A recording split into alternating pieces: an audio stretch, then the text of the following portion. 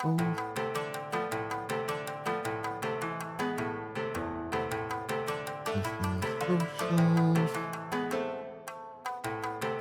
Go. Do the ad thing. And now I need to go to the bathroom real quick. Hey, Lunatic, just a second. Nature calls.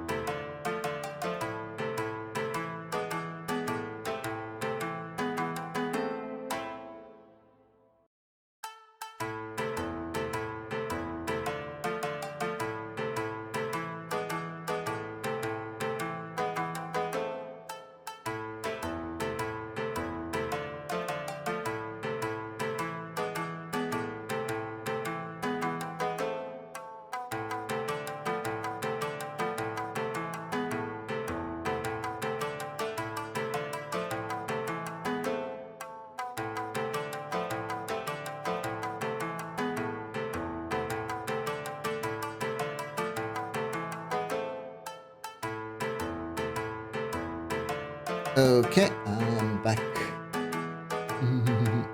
How are you doing today, Lunatic? Hope you're doing good. Yes.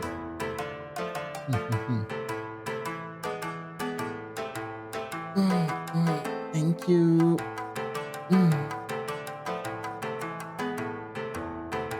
You're not talking about you? I'm doing it too. Today is gonna be stream's gonna be a little bit more rushed than usual because last week my singing lessons teacher, right? She had some appointment or something, so we couldn't have classes. So we're gonna have 2 classes in a row to not refill. Yeah, kinda like refill. Kinda like that. In order to... Yeah, catch up. Catch up works. Gonna have to do some catching up, essentially. So, with that said, it's time to start. Hello everyone, how's everyone doing today? Hello, hope you're all doing good. Yes. Today, we are gonna do some extra. Some more your characters here. This time Red asked for one.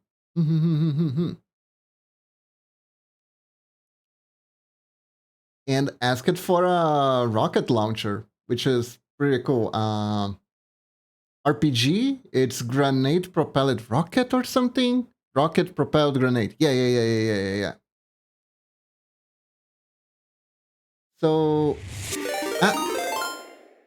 thank you very much for the sub, Lunatic. 41 months. My god, it's been forever. The eternal passage of time. Indeed. Lunatic, you are one of the OGs. You are definitely one of the OGs.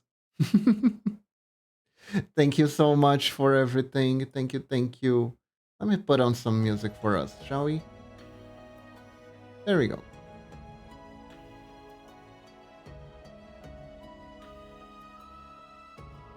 It has been quite a while. So anyways, today we're gonna animate this. I already have the bases here, right?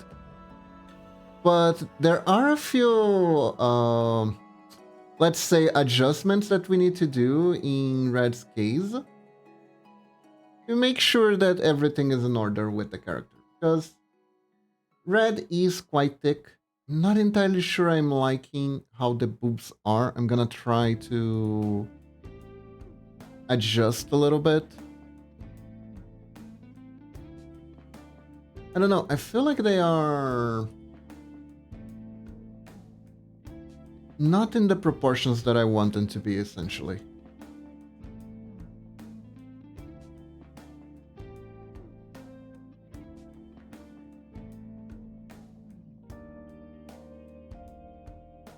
See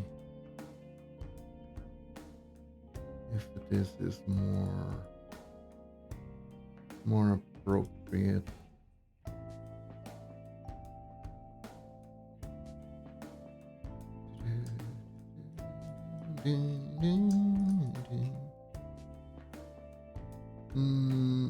Yeah. This is a little bit better. Yeah, because the other one, they were going too much to the sides.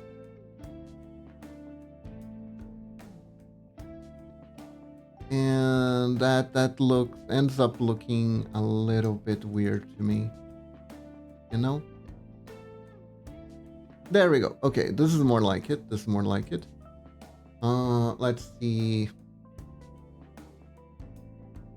Hips are pretty wide too.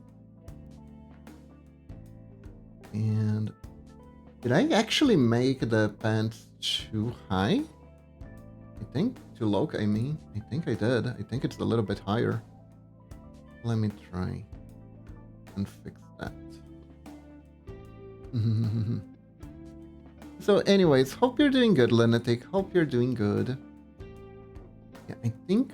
Yeah. This is way more in line. This is way more in line with what Red wears. Yeah. That actually remembered, I do so many commissions for Red that at this point I already had people come to the stream thinking that Red is my OC.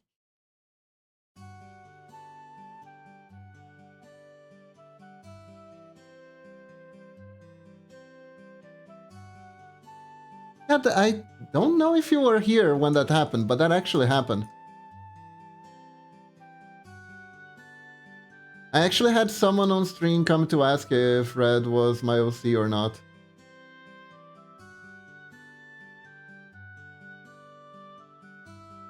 Honestly, really good thing. I really like Red's design. I think it's very well made. It's got that good mix of elements where it's easy to read without it being too simple. And it's very easy to identify in a crowd, you know? Oh yeah, this is much better. This is absolutely much better. This is much so much better.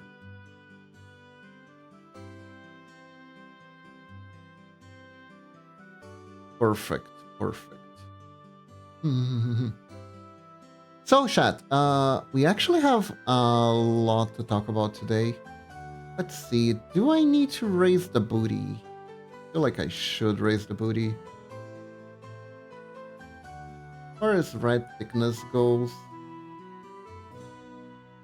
this is too much. This might be too much. Let me see.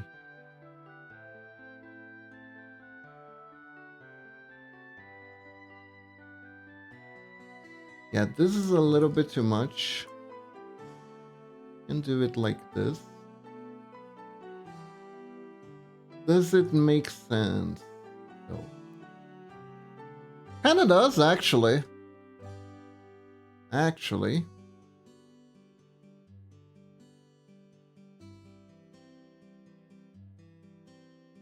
The tie here would actually be a little bit bigger too. There we go.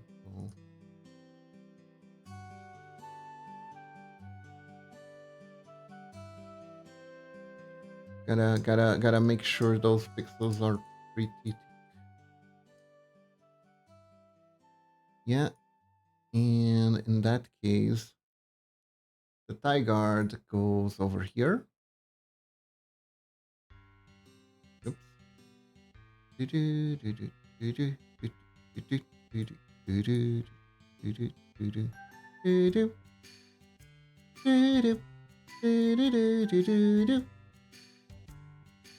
There we go.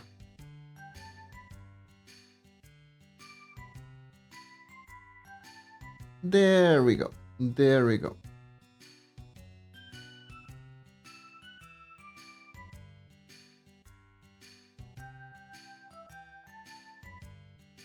As an artist, one of the main things we really do appreciate is people who keep coming back. Actually, I had someone who commissioned me a long time ago who came back for more commission recently. This is what I'm working on for her. She wanted a chibi of herself thinking about Tetris.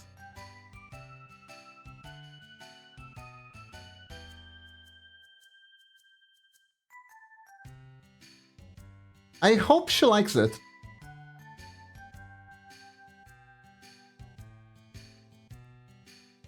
I actually looked up a Tetris tutorial in order to know how to make it how to make it a perfect clear. How to make a perfect clear in Tetris.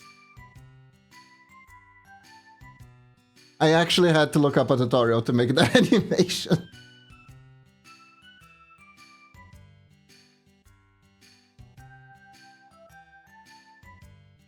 So I really, really hope she likes it. I really do.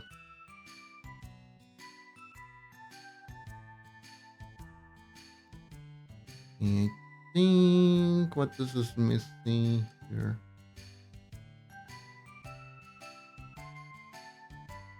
A little bit more shadows.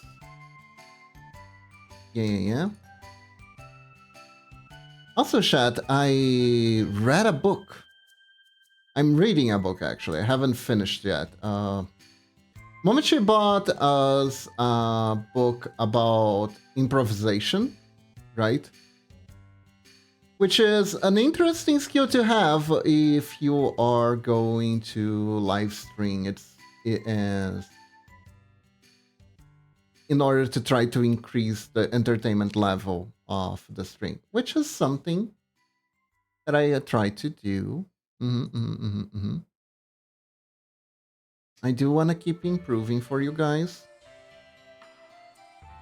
right? And that book kind of has a few passages that are like so smart that they like put into good words some things that I felt that I didn't know how to express. And I was like, oh, that's what that is. I was like so impressed actually. Because when the book starts, it talks about teaching how to do improvisation. And I thought a lot of the things that the book said, specifically about teaching improvisation, could be applied to other areas, right? Especially the creative endeavors, because in a sense, improv comedy is like ultimately the unfiltered version of trying to write a story, essentially, right? Write a scene, write a story, write a video, write a whatever. So I am trying to figure out ways to apply some of the principles to other things. And God, the book had a passage that I thought was so simple, so obvious, and exactly why it was so obvious that it was so clever. So basically, in that passage of the book, it talks about these rules that were developed for teaching about improvisation. And they are the rules of things you must never do in order to have a fun improv scene, basically, right? And there are whole guidelines, there's a whole slew of things that you are not supposed to do if you want to have a good scene, etc. And the book author immediately goes and says, these rules are useless. He starts being very controversial and says that the rules don't really matter. Which makes sense because the show, who call it Whose Line Is It Anyways, did say that the rules don't really matter in the show. But anyways, what are the rules about? The rules are about things that you should absolutely not do in order to have a good scene. And what the author is proposing is that if you're thinking about learning about something by learning how to not do it does not mean that you know how to do something.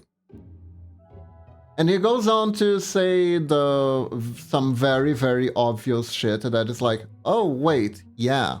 Like, if you teach an electrician how to not build a circuit, will he be able to build a functioning circuit or not get shocked in the process? Of course not. He just knows different ways that he shouldn't build a circuit. He doesn't know how to build a circuit. If you teach a programmer how to not write a code, does that automatically means that by process of elimination, you now know a programming language? No.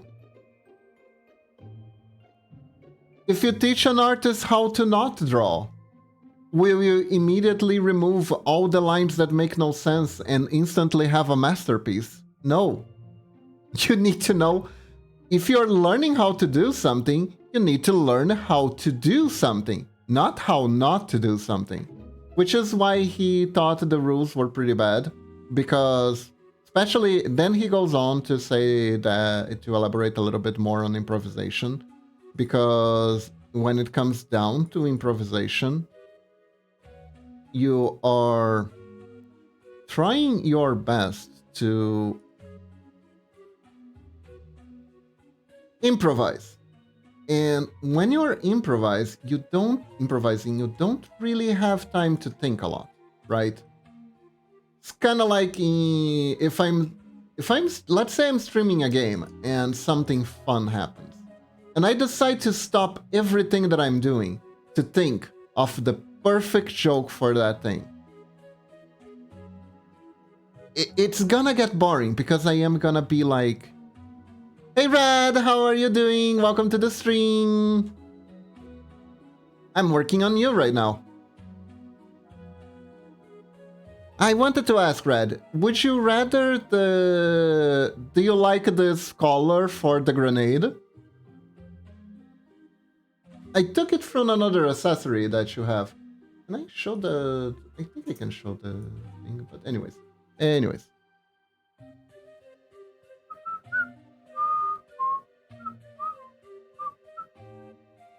Maybe I should cover this one area here, hold up. There we go.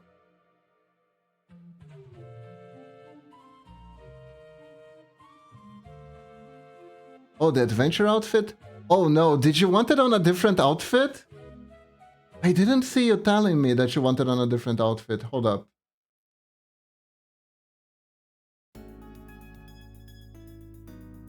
Did you ask for a different one?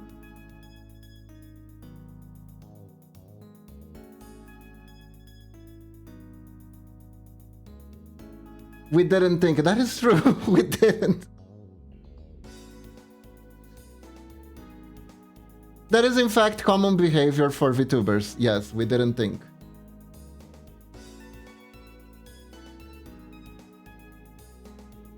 Yeah. Yeah, so imagine thinking.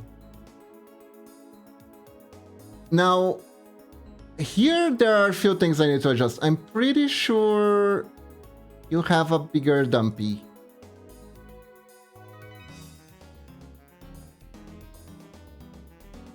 Pretty sure we can increase the size on this.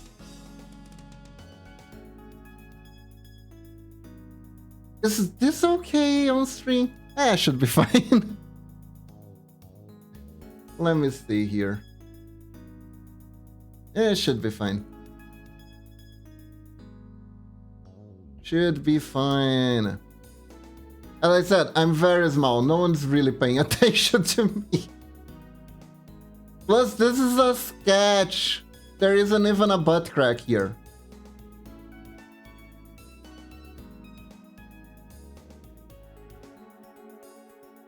I mean, there's a slight one. It's fine. It is in fact not fine. Oh no.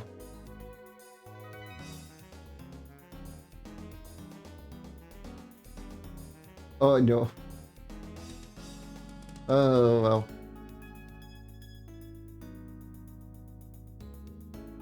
Perhaps the VOD might disappear. Perhaps.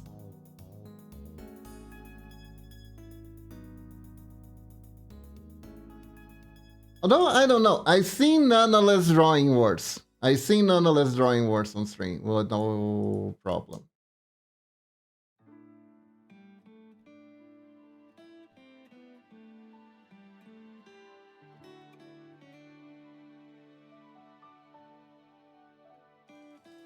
I think we're fine. I think we're fine. It's just we're not gonna focus too much on it, and it's gonna be fine. Just gonna move on.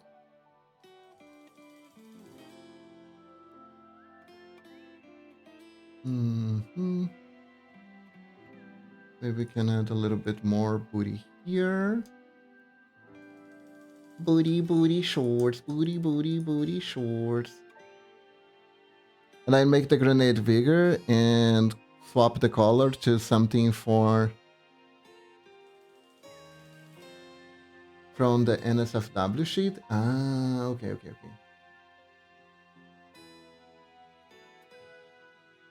Ah, all right. I'll adjust that later then. I'll adjust that later. Don't worry about it.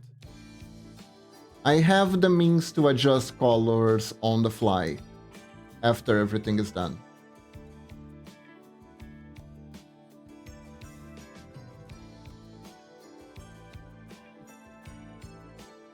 Maybe it's fine if I erase this part here so it doesn't look like it's too much like it's the butt crack.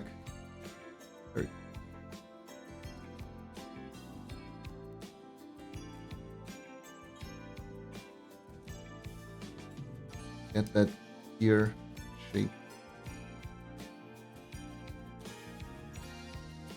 There we go.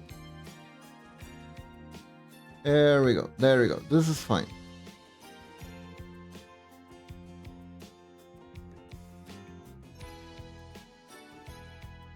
Of course, I think the thighs should be a little bit bigger too, so let me see.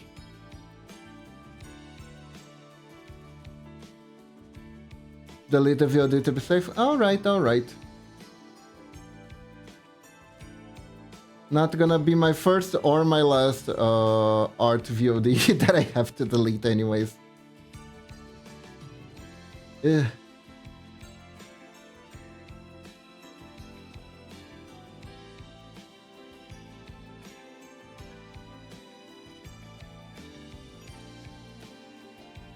It's fine.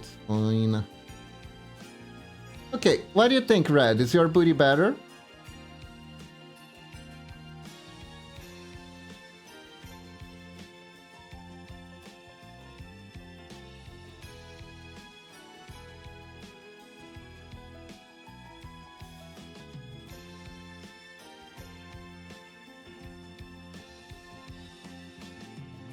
Nice. Booty approved. Now over here, 1, thing.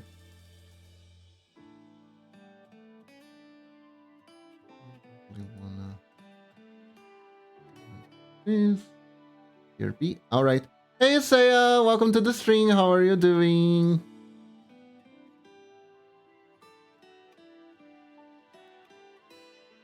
We are working on commissions today.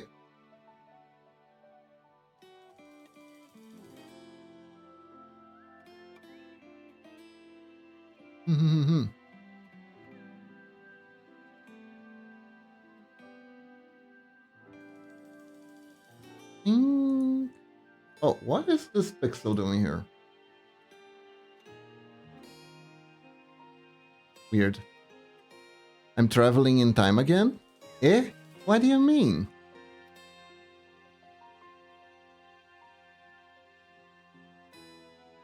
Do you need a special passport for that?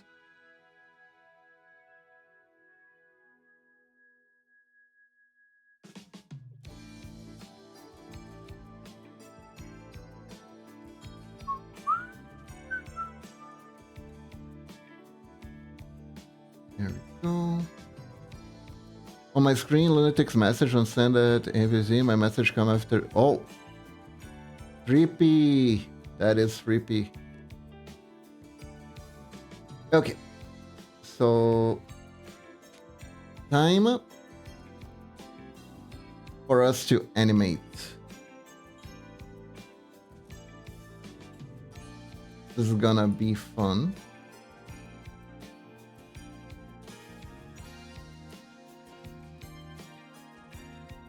Let's start with the basic stuff, the proportions.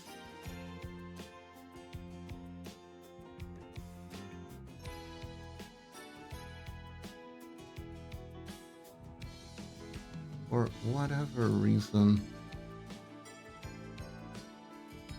this part here should be down here, but it's not. That is fine.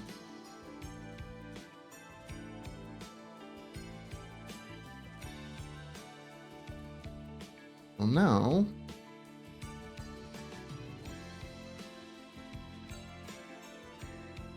this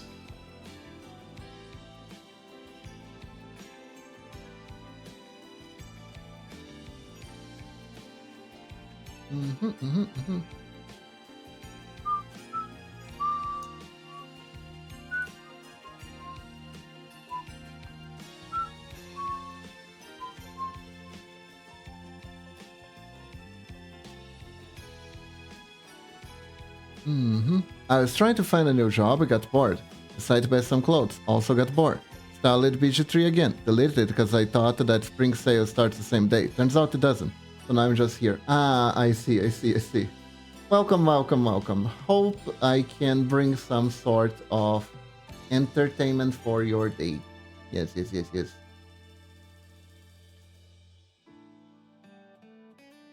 So, like I was saying,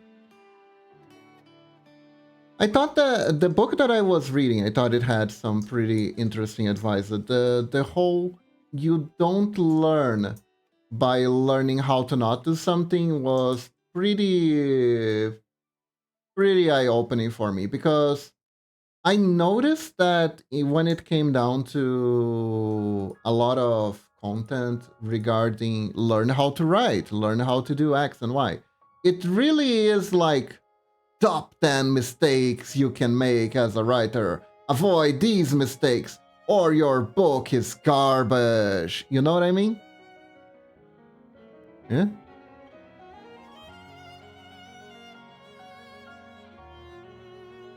What the hell? Why do the string elements... Hold up. What did string elements do?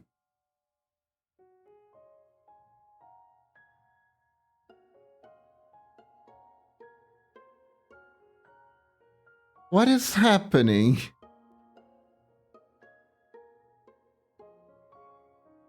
You don't know about Vanish? What is Vanish?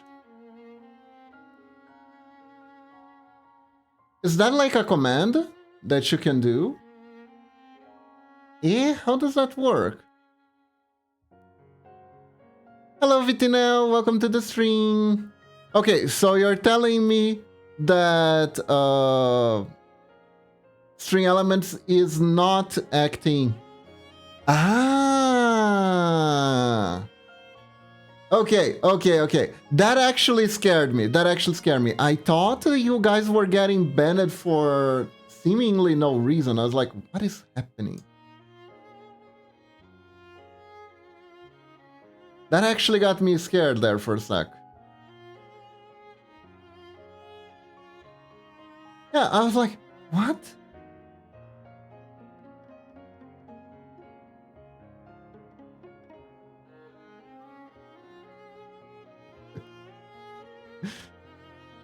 I see. Massive schlong. Vanish.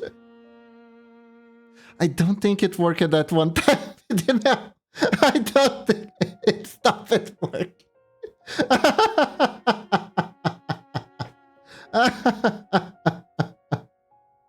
Oh no.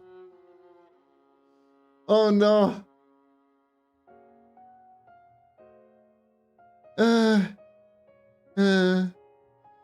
Beautiful. Good to know that this exists. Give it even better to know that there are limited users. That is funny.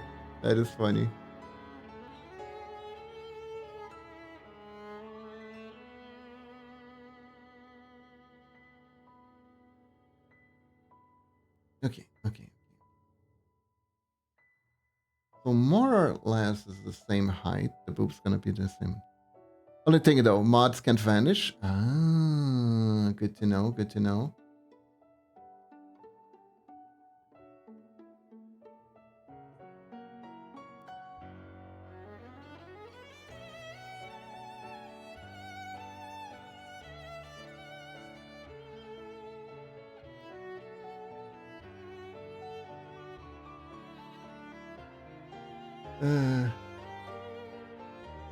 I'm a fluffing lose it.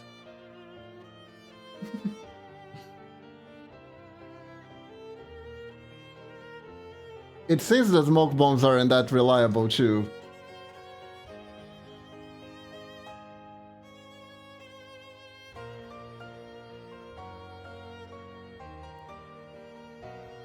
Huh.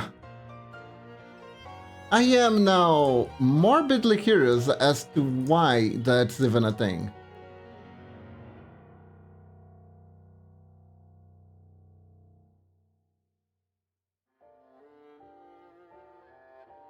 Why does that command exist? Why not? Fair enough.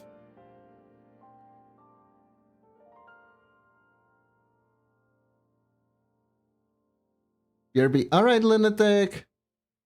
I mean, it does span chat quite a little bit, so...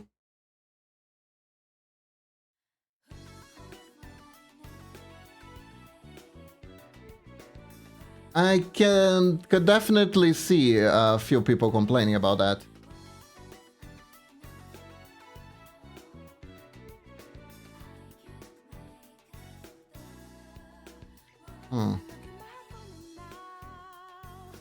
What the hell happened to my emote menu?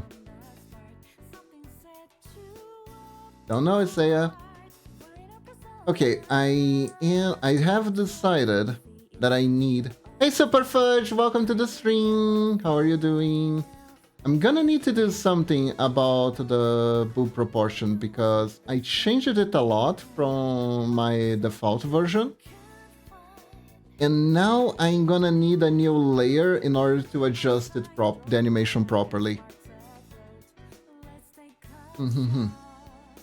How are you doing today, Superfudge? Hope you're doing good.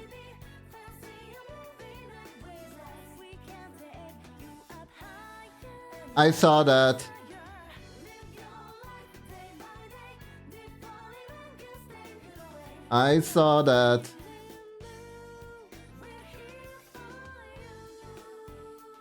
That poof that you are disappearing, I know that's not smoke.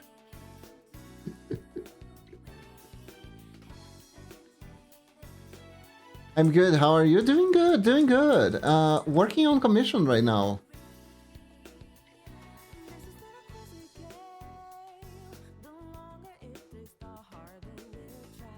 And learning about a command that I didn't know existed on Twitch.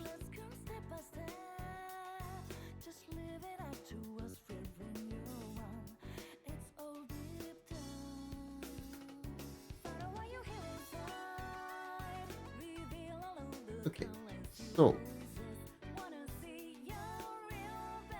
now we gotta animate the booba properly.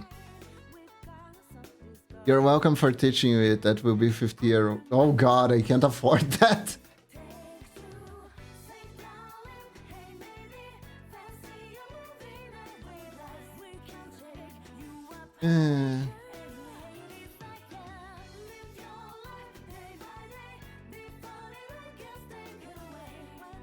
Flip Isaiah. Oh, that is cool. That is a cool one.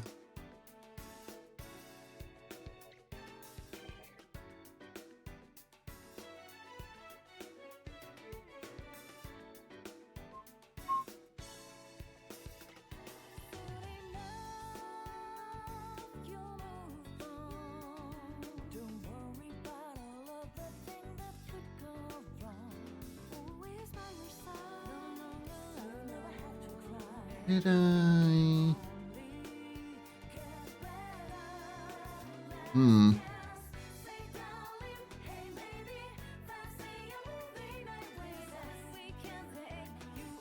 People are making apocalypse jokes like there's no tomorrow. Oh god.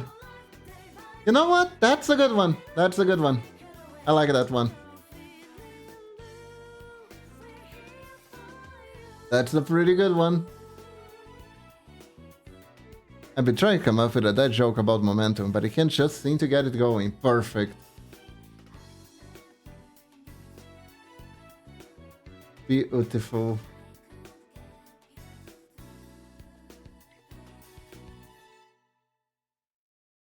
Duck pick. Random duck. Nice. Nice, nice, nice. Oh yeah, speaking of duck picks. Did I tell you guys I got a roleplay DM the other day?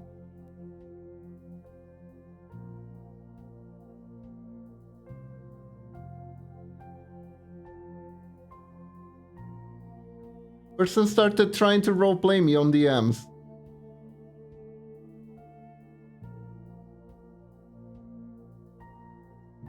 Called me darling and everything.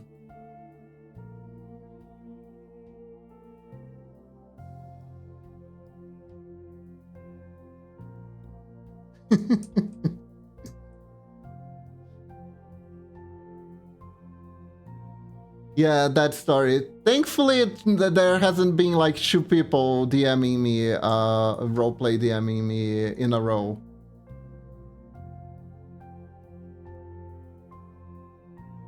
I am still very curious as to why the person thought I was open for role-playing, because I didn't really put anything in my profile that would indicate that, other than being a VTuber.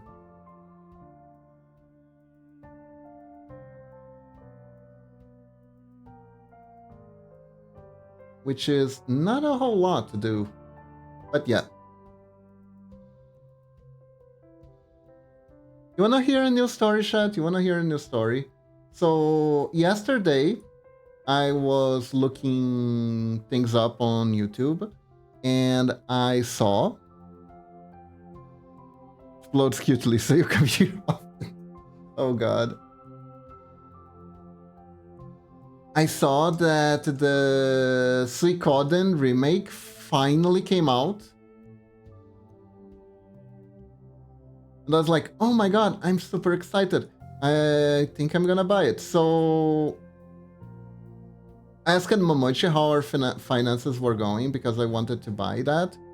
And she started fidgeting and looking at me desperately, and she goes like, Nah, we can't do that. We can't buy that this month because there's because the what did she say? She started making weird excuses about it, and I was like, "What is happening? Hold on, holding." Holding, also bad. Momochi bought shot skis. She didn't. But she was like, "Oh, we can't because we can't afford it this month because of, if I'm not mistaken, it was because of our. I'm gonna start art lessons this Thursday, not Tuesday. Tuesday is today." And she was like, "Oh, because of the fee for the we shouldn't spend more money this month." And I was like, "Oh, okay." Yeah, but my homie, me go do things. All right, Viti, now have a good one.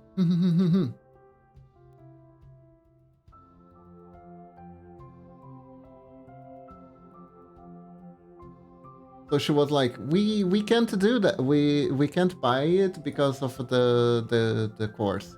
And I like, according to her, I made a face of absolute disappointment.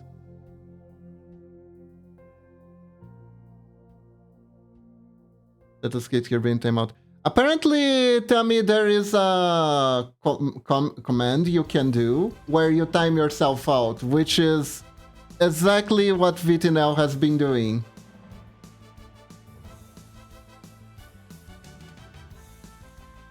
No one is timing Viti now out. Viti now is timing themselves out, essentially.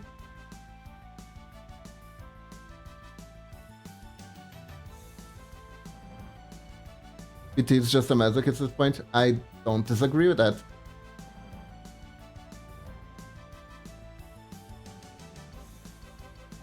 I do not disagree with that sentiment.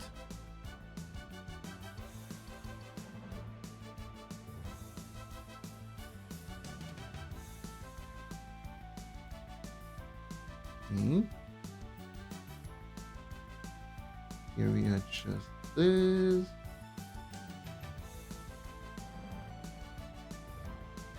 Okay. Wrong layer. Right layer then. There we go.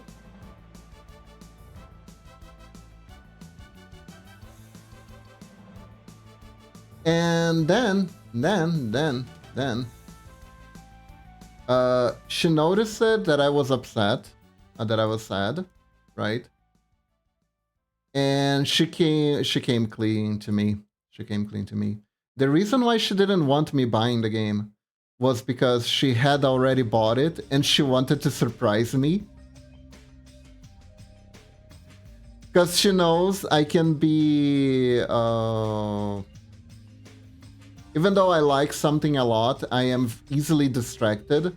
So I don't pay too much attention to time releases of stuff.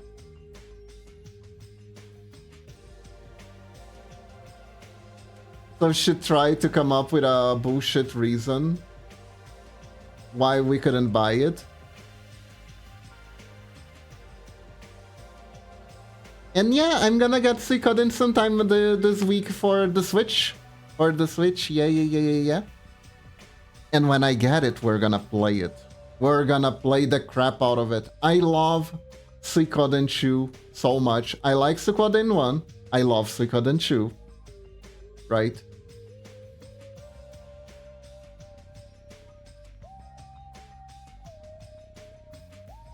And I wanna play it. I wanna play it on stream.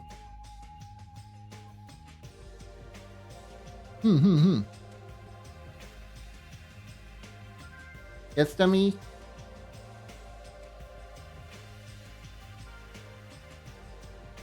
From the sounds of it, it sounds like Momochi's bad at lying.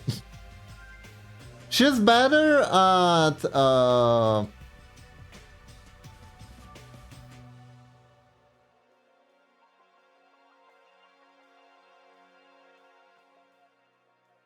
she's better at not telling the truth than she is at actually lying. For instance, she has like this really cursed model on her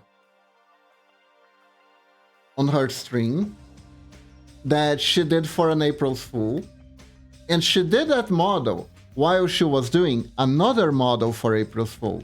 So I knew of the April's Fool model that she was doing, and I had no idea of the actual April Fool model she was doing, because the April Fool's model she was doing was like just a cute tiny version of her in a peach suit. And then she has a model that's actually extremely cursed that is made with like collages of photos. And it's so cursed, it almost looks like one of the witches from Madoka Magica, but more unsettling. And I am not underselling how this model looks. And she did all that without me even having a hint of knowing that she was going to do that. So when she was doing the review on April's Fool, I was caught by the surprise too. So she can be sneaky. She can be very, very sneaky.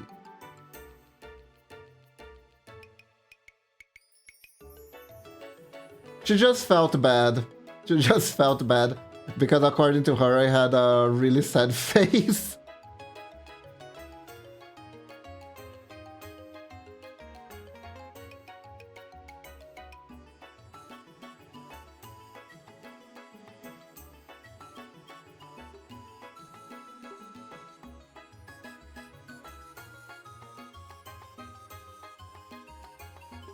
Because I don't really expect to get gifts outside of special occasions, right? It wasn't my birthday or anything, so I didn't expect it. But still, very cute. She is adorable.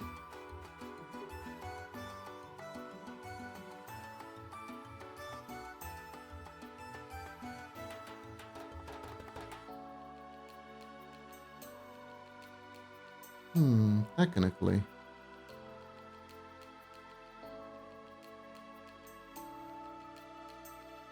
And do like this.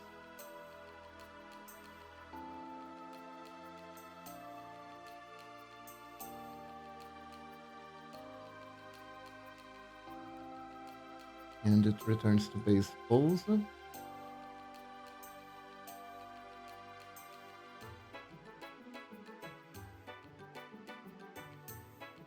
So let me see.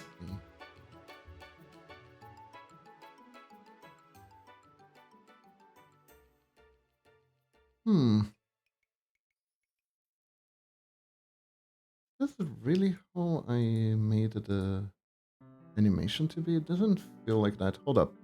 Just a second. I think I botched something.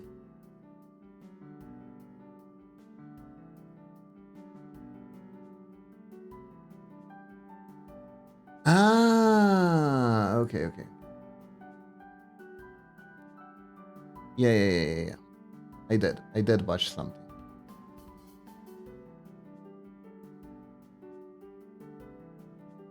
Shading makes all the difference.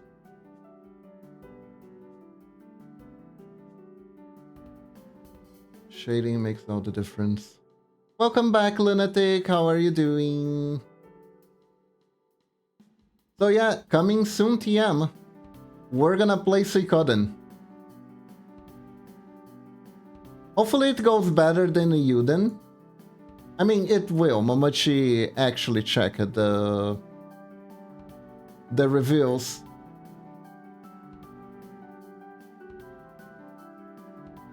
So unlike you, then it's not gonna...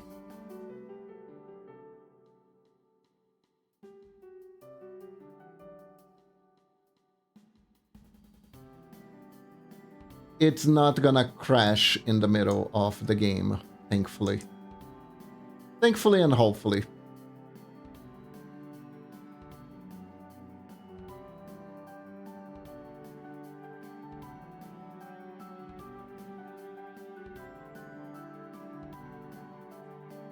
Yeah. I can't wait. The game that I am most emotionally attached is the second one, but I feel like we're gonna have to play the first one too, because otherwise you guys will be lacking just way too much context. There is just way too much context. And as a bonus, if you clear the first game, you can use the save data of the first game on the second game, which means there will be bonuses and secret characters.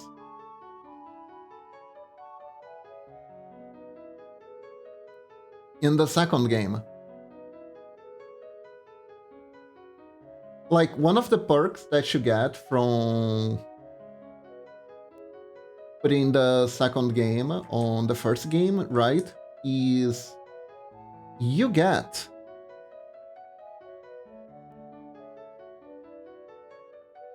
you can get like extra equipment for characters that are recurring, that are in both games, and most important of all, you can get the protagonist of the first game to join you in the second game.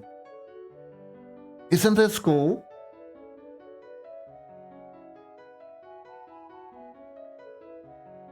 Also, in the first game, you get to name a few cities here and there and make some choices. And those carry over. Those carry over to the second game.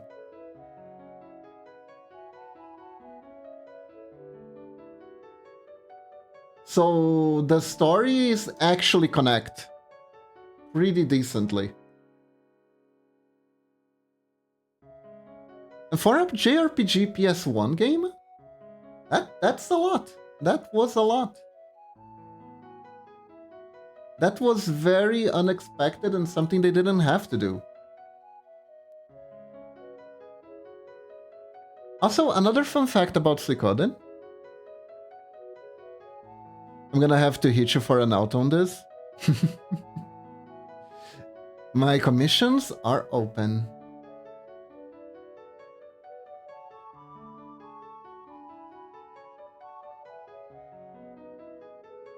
You know why? I see. Oh, hydration. Hydration station. Thank you, Isaiah.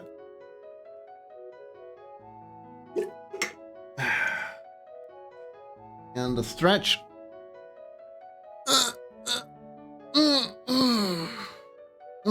Thank you. And thank you for the pet, Lunatic. Man, I love that VTS did the thing where you can connect. You can connect your Twitch directly to VTS for the readings. It's so much better than me forgetting to activate it every time we start the stream. Don't forget Steel Ninja panties. No, not my panties. No, I just bought them. Don't steal them, please. That actually, this is one of the main Brazilian legends of my generation. There was a dude who had just bought these luxury sneakers, right? And he was walking outside near a dark alley at night, and he got jumped, and the mugger was like, "Give me those sneakers." And the dude looked at the mugger and was like, "Dude, come on, just bought these, please." And the mugger looked at him and was like, yeah, alright, go.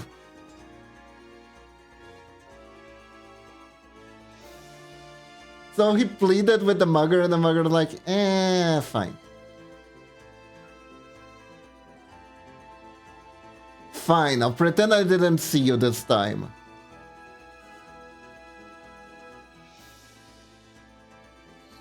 But the greatest legend of them all, in my town at least, was the story of the man who managed to pick up a girl by telling her the ending of Dungeons and Dragons, the animated series, that one from the 80s, the one with the unicorn that yelled a lot, and the guy and the magician who pulled rabbits out of his pointy hat.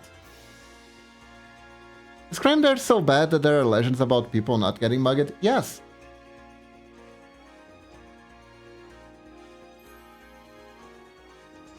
Welcome to Brazil.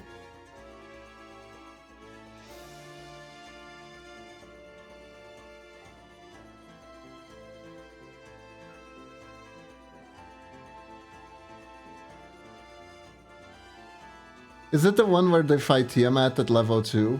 Yup. And all the spells are wrong, and the paladin is a douchebag, and there's a weird gnome that follows them everywhere. That's the dungeon master. That one. So, for context, here in Brazil, that cartoon was infamous. It was infamous because TV stations would do this thing where they would actively not circulate the final episode of cartoons. And the main reason for that was because they wanted to rerun the cartoon to hell and back. Right? So, as long as they don't acknowledge that the cartoon ended, they can just keep reusing those episodes over and over and over and over and over. And I think kids will not be none the wiser and keep watching.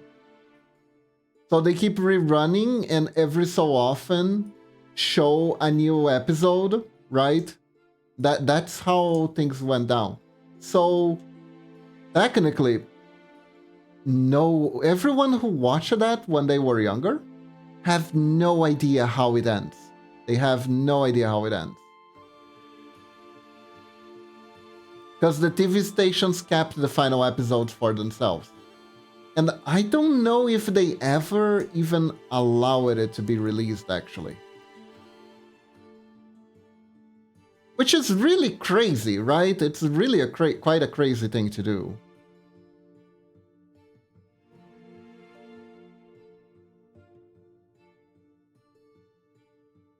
Just so they could rerun it, and when they didn't had any reason to keep it anymore, they were just like, fuck it, you don't have to show it anyways. And so there just isn't, just wasn't. The episode exists, it was dubbed in Portuguese and everything. It was just never really released on OpenTV. I think you had to buy like a DVD or something if you actually want to see the ending.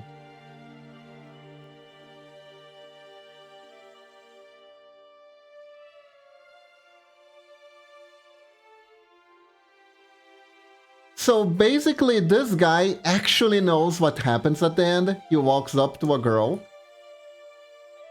and he tells her the big spoiler that the big bad Khaled Avenger was actually the son. You have to buy the DLC to find out the ending, just like Ashura, just like that Ashura game, just like what Capcom did. Wrath of Ashura, I think what's the name, where the true ending was DLC. Oh god.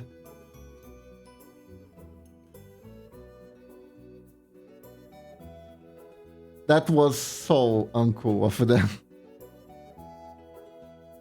I am so sad that you have to get the DLC for Azura's Red. I'll be real, I just watched the ending on YouTube. I was like, no. Knock this, you, bad game company. Bad game company.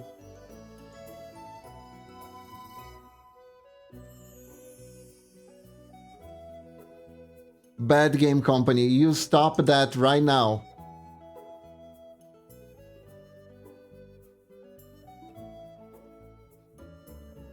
Gotta roll up the newspaper and whack it a little bit, you know?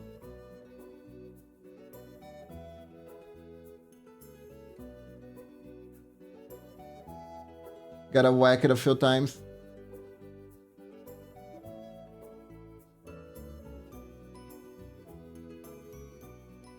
Because, like, that was such a shitty move. That was such a shitty move on their part. I thought it was a bit too much. It was a bit too much. I got greed, I got driving up things in order to make profit, etc, etc. But no. Not giving us the game, the game's ending being a DLC. Don't do that. Don't do that with your story-driven game.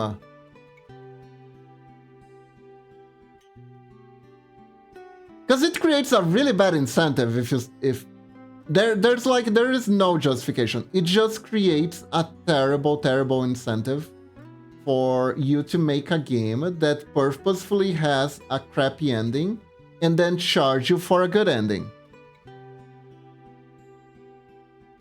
That Space Street did the same thing.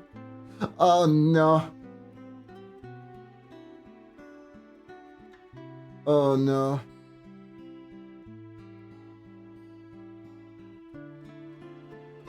Man, can you imagine if they did that with movies? Like, you go watch a movie and the movie is bad on purpose, and then you have to buy, I don't know, a DVD with, I don't know what you would even call this, like a director's cut? In order to see the movie being good? Who would do such a thing? Oh, wait.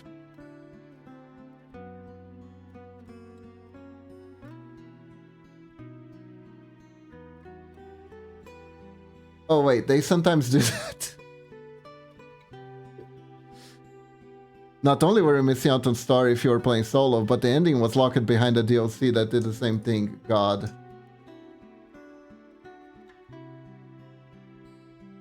I remember when game companies decided that people should not play single-player games anymore.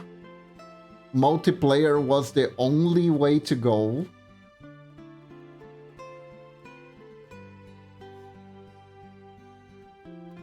Because they were really just trying to find better ways to monetize people.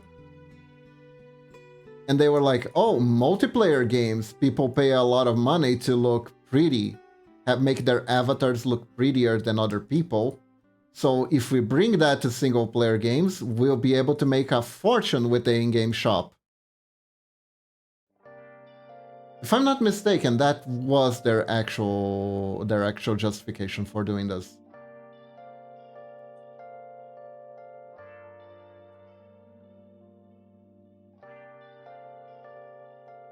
If I remember correctly, that is why that happened. Where have you been? Been searching all along, confessing while I know, without a clue. Oh, gaming industry. you need to knock it off sometimes. Question to be asked. Where have I been? But yeah, other than that, Azura's Wrath was a pretty fun game. Hiding both face and mind. Oh, interesting. For you to For some reason, the two drifted. what Oh, else curious. is happy? Please don't take off No? my mask, revealing dark. There we go.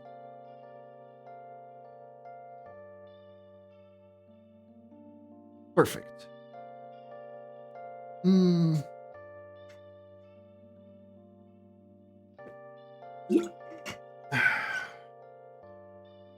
Yeah, well, if I Never Billionaire had a game company and saw Mount and MMO made more money and established single player title like, StarCraft, they would do this.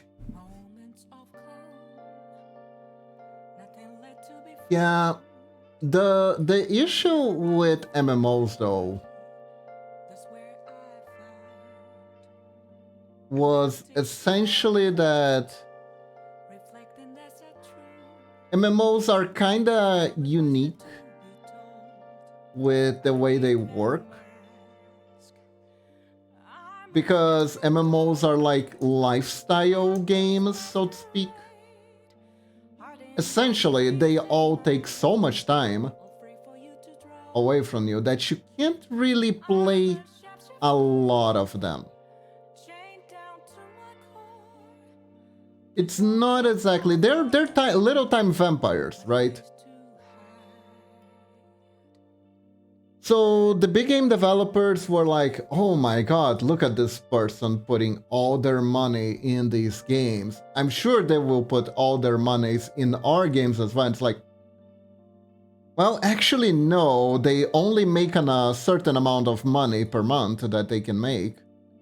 There's only a certain amount of money they can make per month, so yeah. I can't tell you how to see me. So it's also why there's like a pile of dead MMOs. Will it unleash me? Burning down You know, there's like this huge pile of dead MMOs for me to break. that people don't play I'm a sharpshooter, because why would they play your game? hiding both face and Oh, you made an exact copy of Warcraft. Good job. Why should I care though? face to show. Why would I stop playing StarCraft in this account where I'm already an established gamer? I'm already a part of the gaming community. I already have so much going for me. Why would I drop all that and go to your game?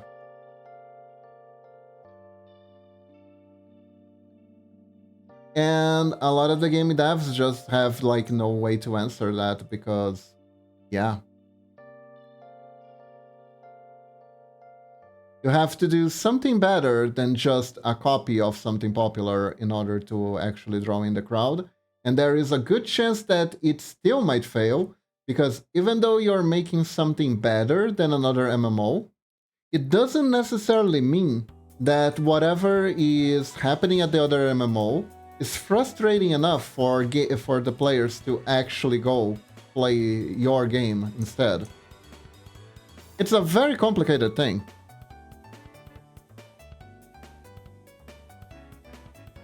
Meow meow.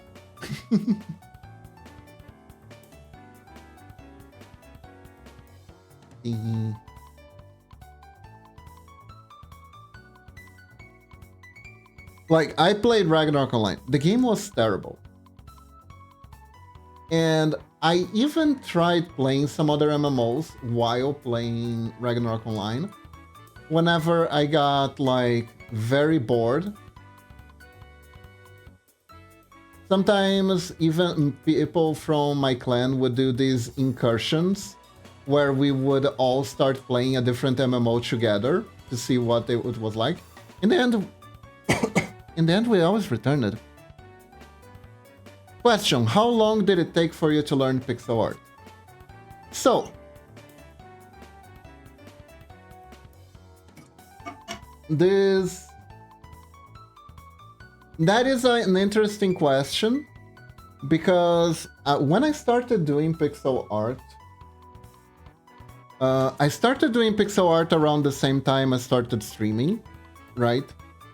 So that's like 2020. Hold up, let me see. I have a thingy.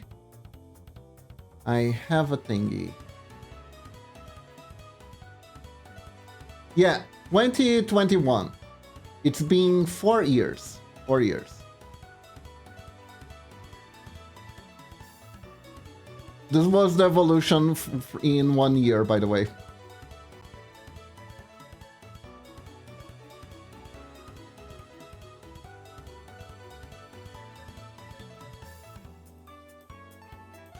Wait. But at the same time, I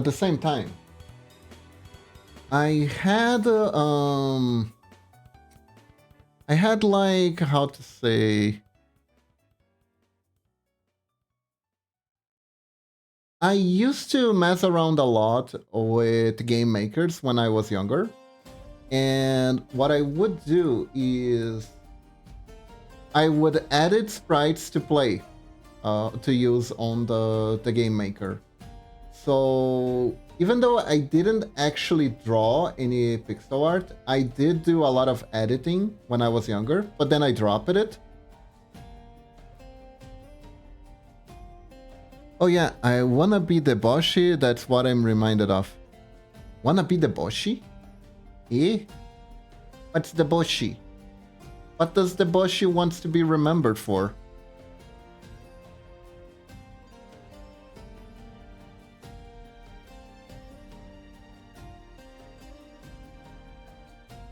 Boshi.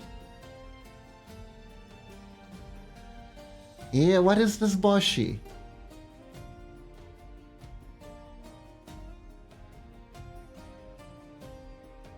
I do not understand, Isaiah. I do not understand.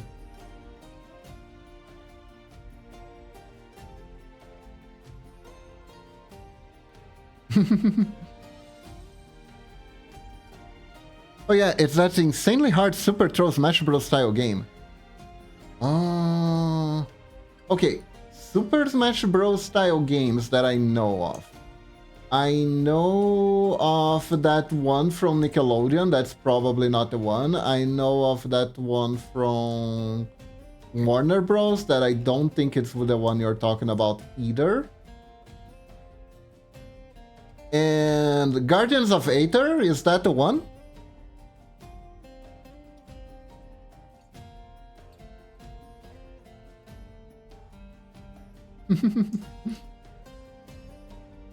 Is it Guardians of Aether?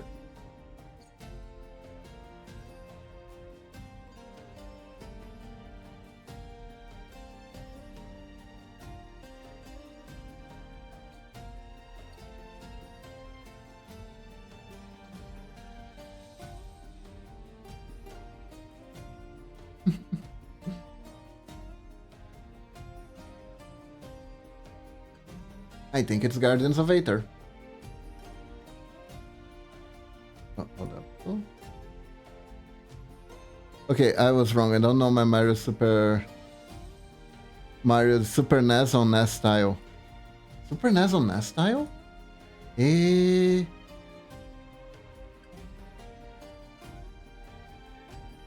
Wait, did you say Super Mario or Super Smash?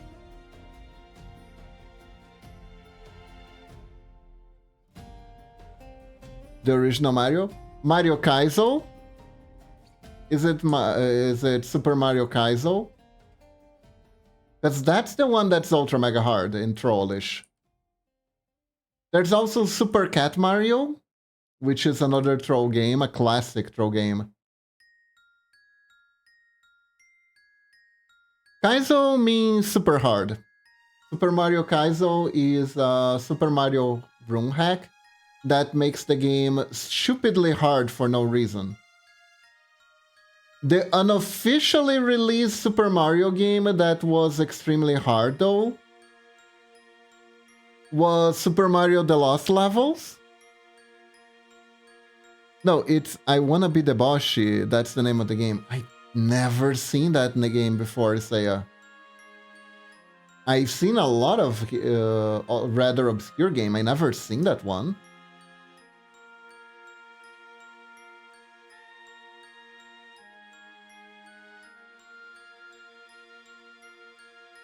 Is it that bad?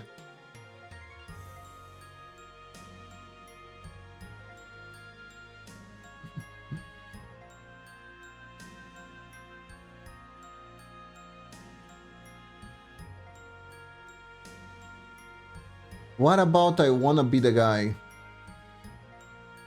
Nope. I think I saw Average Den. I think was the name. There was a game it called, I know of a game that was called Average Den, where you have a dragon boyfriend who gets kidnapped by a princess, and you have to save him. But the thing is,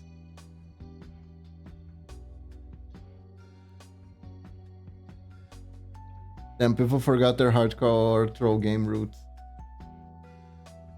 What can I say? I'm not one for troll games a lot.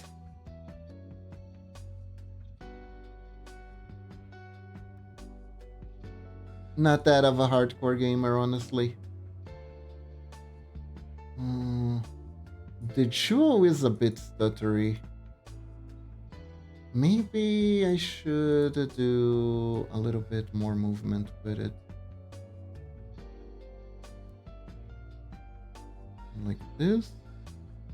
Hey Medina, how are you doing? Welcome to the stream.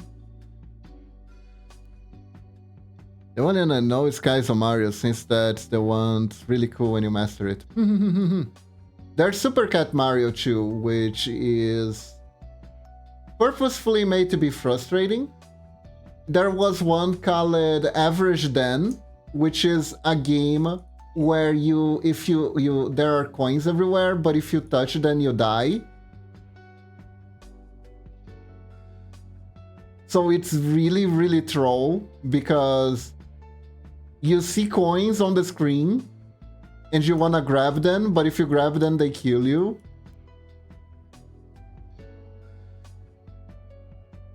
And even after... thank you, Medina. Thank you. I'm nowhere near good enough to even attempt it, but looks cool. I like watching other play these games. They can be fun. They can be fun. Although I'm probably really, really bad to play them.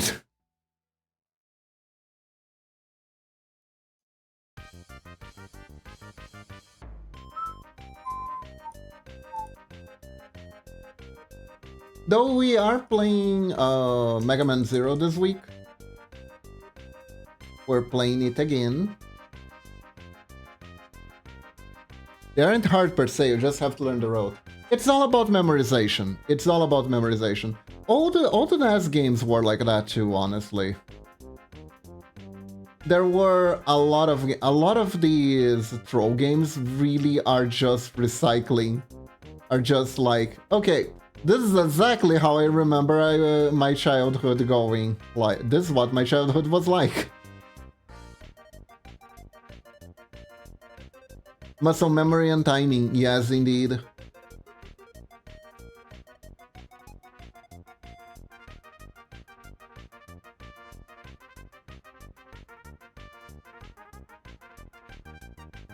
I'm not necessarily very good with twitch reflexes.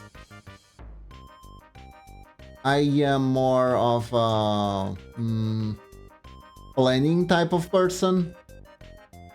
If you see me playing any game, you may have noticed that My first time against any boss usually involves me just getting hit by every attack, even the ones I wasn't supposed to be hit. And then I just stop getting hit at one point.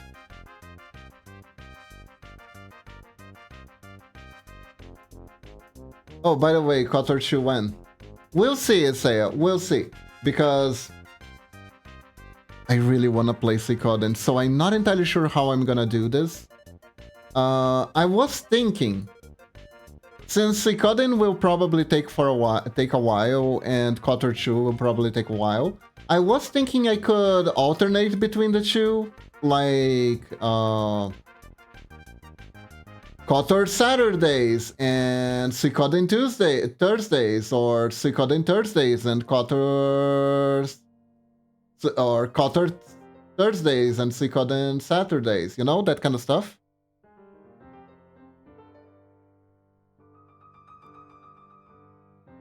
All right.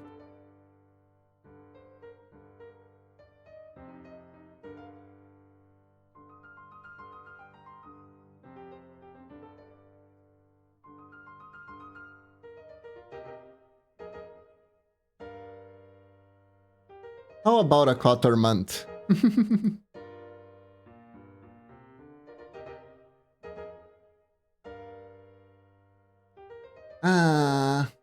Do I delay the playing Suikoden?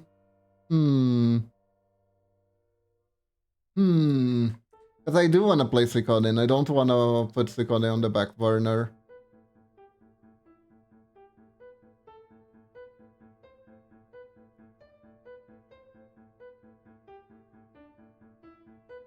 I'll have to think. I'll have to think.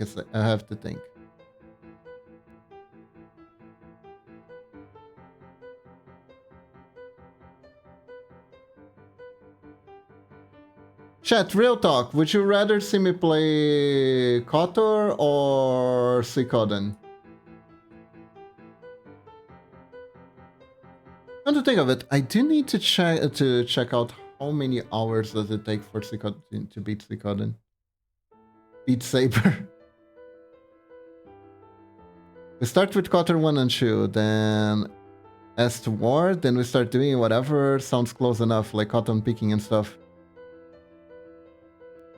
I don't know either gamers, so it's hard to tell. Suikoden is one of those very classic JRPG games. And the main feature is we have 150 characters to collect. Not all of them are playable, but a lot of them are. It is really funny though that in the first game there's this one kid whose only job is to be an NPC that says, "Welcome to Castle." The OG Pokemon? Indeed.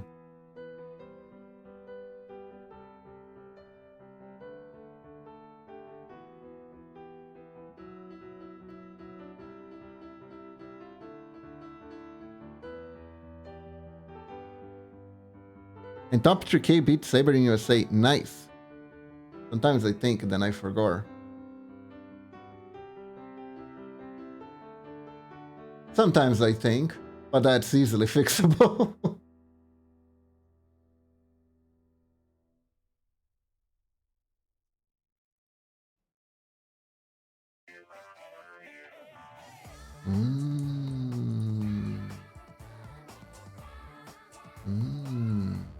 Oh, I see.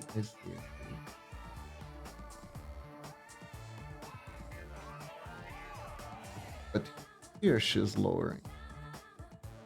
So it makes sense here.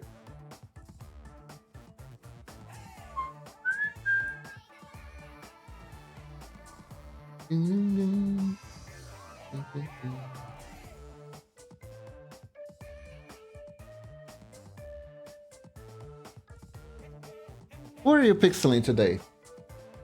Oh, ooh, that's a good idea for a command. So I'm pixeling Red Eye Armor today. Red Eye Armor's OC. Chime Leaf. Yes.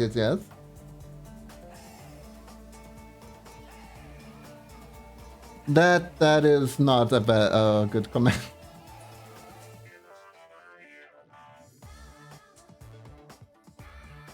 That is a good idea for a command.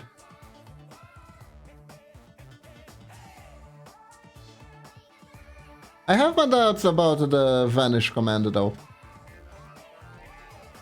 She's Omega cute in both versions. Thank you.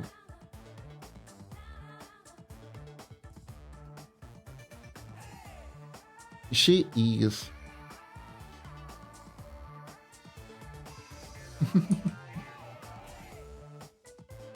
There we go.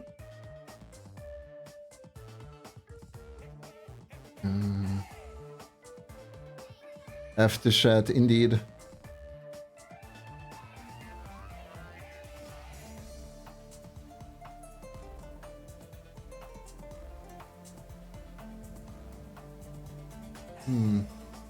Hold up.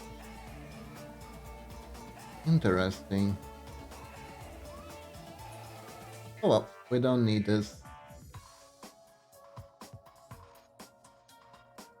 What do you mean now? You weren't doing because of the bit because of this? What? I thought that was why you were doing the bit. I thought that was the reason.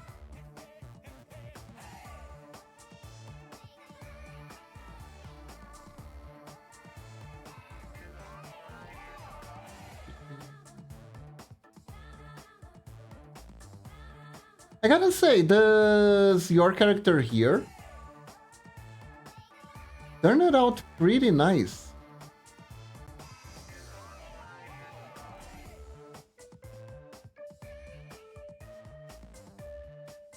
The positive mindset is an attitude. Agreed, agreed, agreed.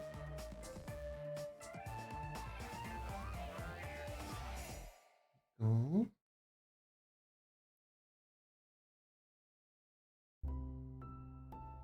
Because, like, how many of these got out? At least 3?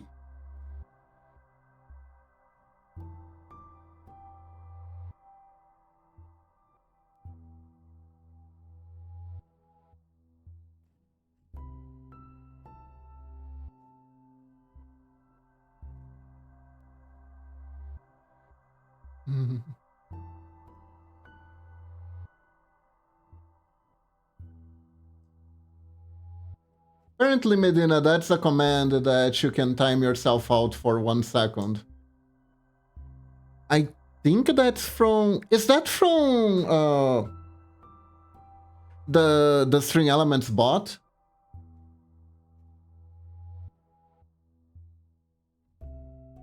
Yeah. They're not getting auto modded. Don't worry about it.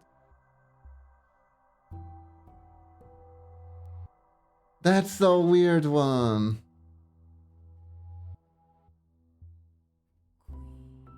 I see. Good to know. Good to know.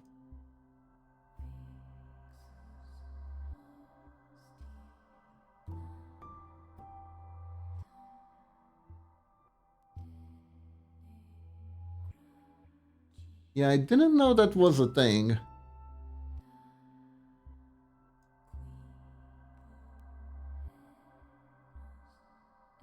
I am starting to wonder if I'm gonna keep that one around though. It does spend the chat a lot.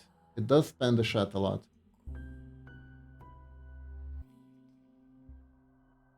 Like right now, I can pay more attention to chat because I am just working on pixel art and stuff. But if the chat gets spammed because while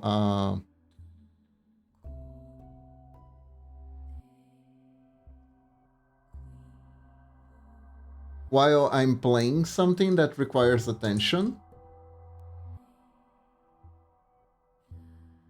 it could be bad for me. The spam could make it frustrating for people who are trying to tell me something, not being able to. So I don't think I'm gonna keep that command around for long. So I guess enjoy it for today.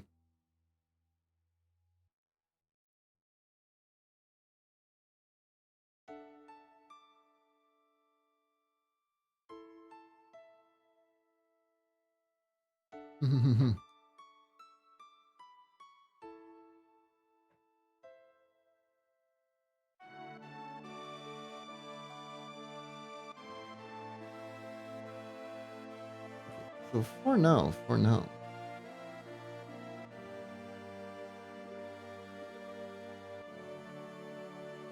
we do this.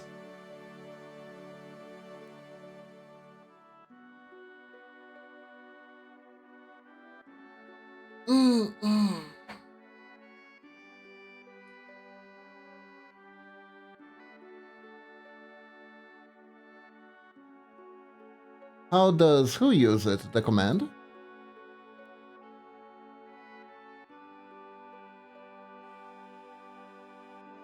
Apparently it's exclamation mark vanish.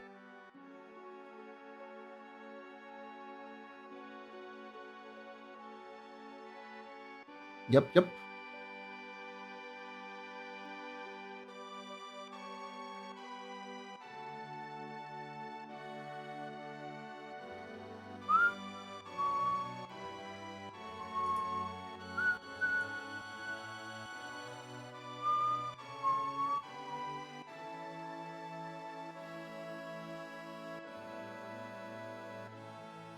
But like, I remember that Suikoden Shu, right, was one of my first Fuse games, you know?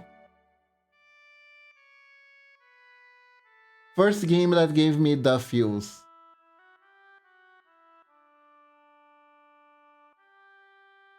Because there are a lot of stuff that happens in that game.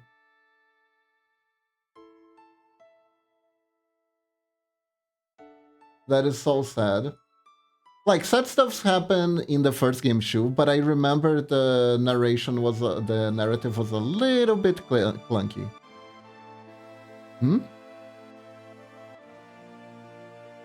Is the 8-ball accurate?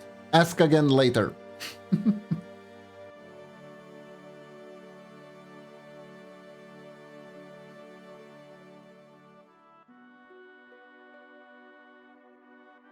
Here we go. We need a command explaining Kiba lore regarding the SCP side thing. Bah. I'm Gyaru now. Like, I don't know what you're talking about. I'm not an SCP. I'm a wolf ninja. Okay. Hey, Queen. How you doing? Hope you're doing good. Like, totally. Hold up. Let me get Fugiaru. Momochi's not here, so she can't hit me. Momochi's the SCP or she's an abnormality? Yes. Like, totally. I don't know what to tell you guys about, you know? No, you're a member of the Task Force Brazilian Femboys, tasked with containing SCP Redacted, also called Momochi. I see.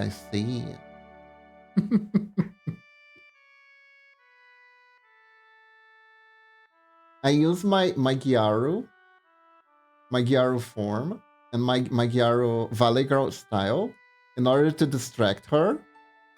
It's the only way. Had a huge lore drop yesterday. You guys have no idea. You have to actually ask her a few things about her lore. Because I don't know what I can review or not, because she keeps telling me stuff every so often, right? So I don't know what I can say or not. That's being that she already decided that will be official. But you guys need to ask about the model, about how the models fit the canon. Because according to what, one thing that I can tease is that Momochi told me that all her models are canon in a sense. I mean, Momochi doesn't take her lore hyper serious, which means she just adds a bunch of stuff to it non-stop.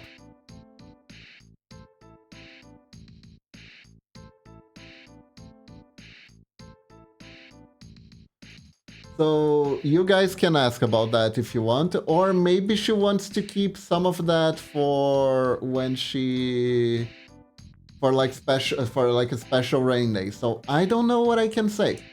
I don't know what I can say.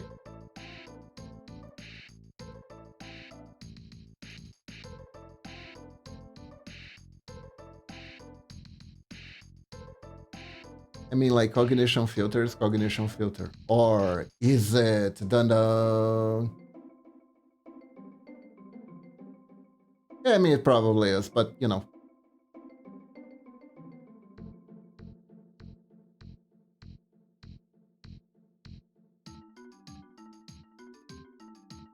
Taking notes. What about your different models? Are they in your already?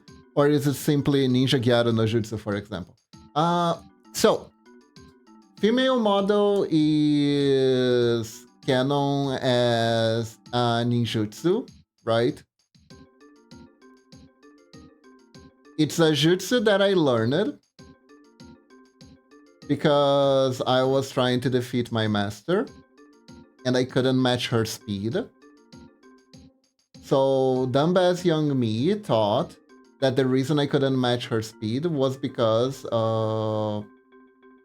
her body was faster than mine, so I needed to have a female body in order to compete in speed. Then I learned that. I got egged on by Hibiki into learning that.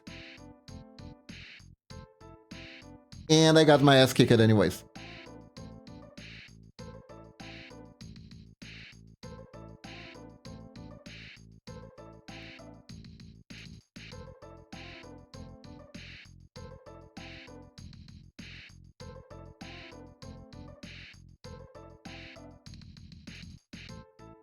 A lot of my lore really just started with me trying to prove myself to my sensei so that I could defeat her, right? But I never really could. And that eventually led me to go on a training trip throughout the dimensions because I'm hardcore like that. And I landed in Gardenia at one point. No, Isaiah, no. She's like adoptive mother kind of sensei.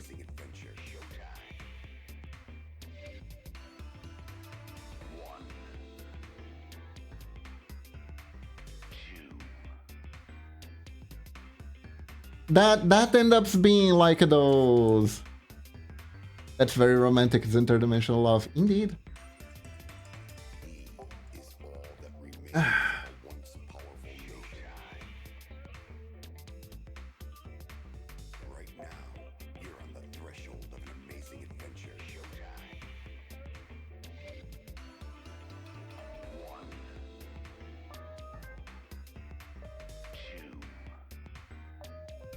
Okay, so let's see. Nice. So Kiba, about the Telpo Eagle, have you thought any lore idea for that one?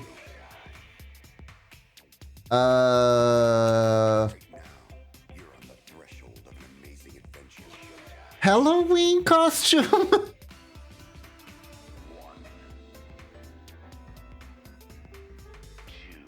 Best Halloween costume ever?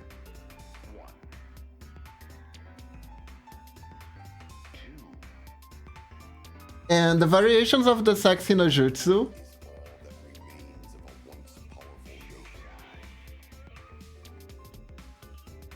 are straight up just disguises.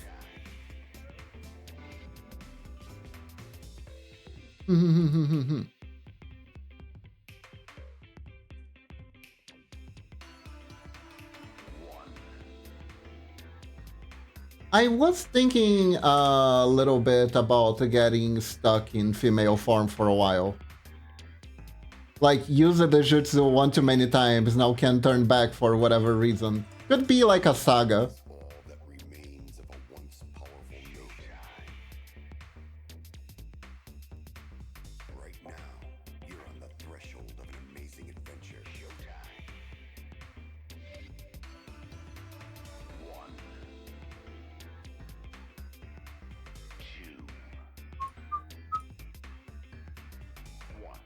Wait, where is this? Where are you? Oh, here.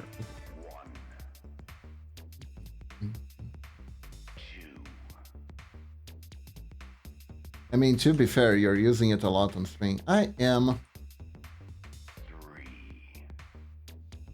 testing something at the moment, to be fair. I'm testing how I would feel. Been a while since I last saw you in male form. I was in male form for Sharky stream, actually.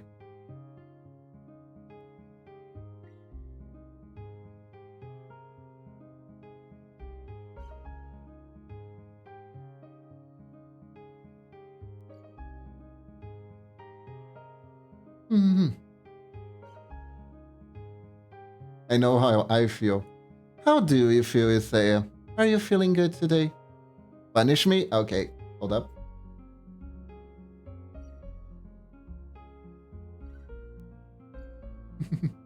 My favorite yoga streamer. Hey Yui, welcome to the stream. How are you doing? Just a second.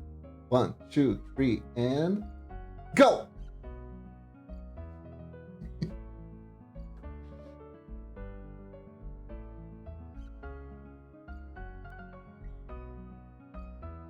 And also get stuck for a little bit.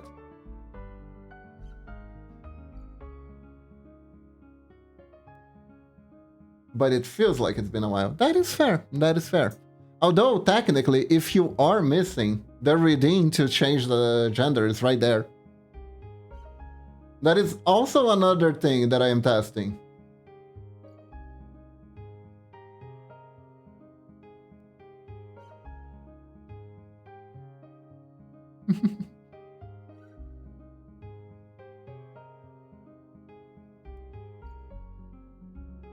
Oop. There you go, lunatic. Lila is complaining.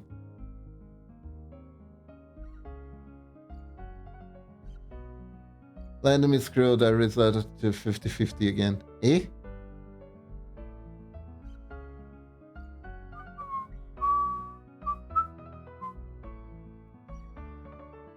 But also the male farm doesn't have a sit toggle. Yeah. I'll be real, there is a huge disadvantage with the gimmick of having both forms. And it's unfortunately a very simple one. It takes twice the work and honestly twice the money to keep everything in check, right? It's twice the workload, indeed. So you have to change the model, or it just changes when you redeem? Just changes whenever you redeem. I change to the other one. Yui.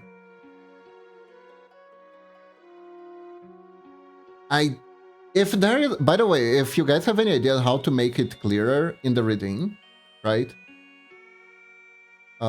Please let me know. If you think it's not clear and there should be, there's a way for it to be clearer. Let me know.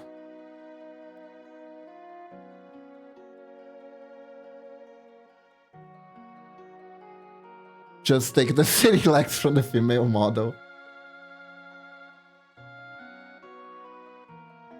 What the Sexy no Jutsu reading does.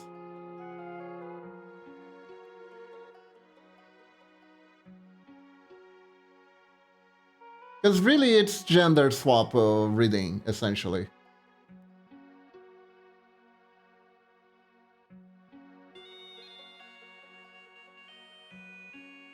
Nah, just don't scroll down that far and settle for head pets most of the time. That is fair, that is fair.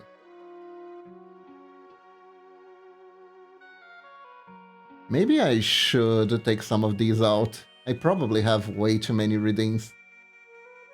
Okay, so I think we're good for this part here, for the bounce at least.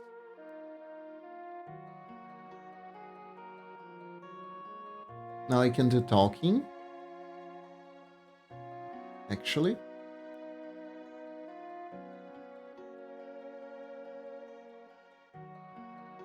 There we go.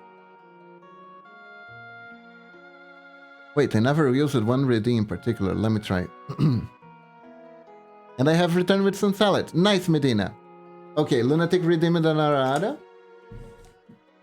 Let me Fuck you, just... Kiba. What?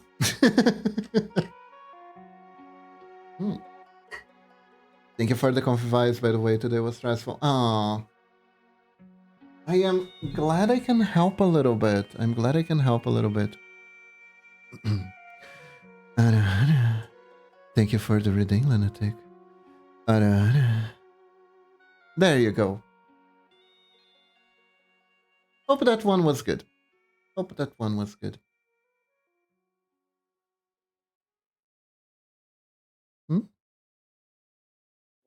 Hold up, my doggo is asking something. What is it? I think she wants out. You're 15 minutes early from your lunch hour. What do you think you're doing, huh? Huh? Are you trying to make everyone feed you earlier and earlier? Yeah, she is. The Arara hits right in the Kokoro fellow Tomodachis. Guys, just a second. I'll BRB. Doggo wants out.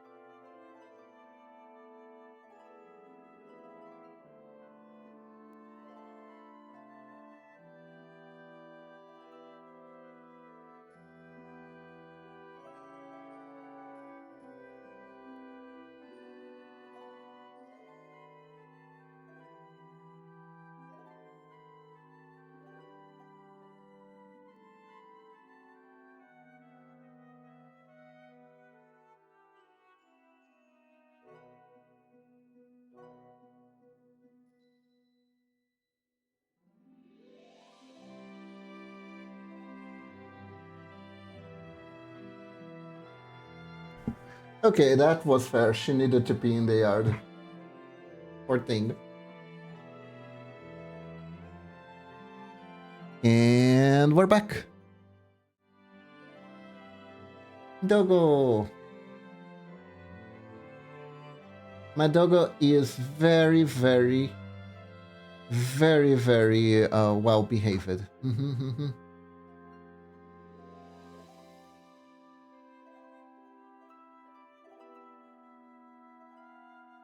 She always pees in the yard. She never makes a mess. She's so nice. The only thing she does is she run away with my slippers every time she gets the chance. It's her favorite game.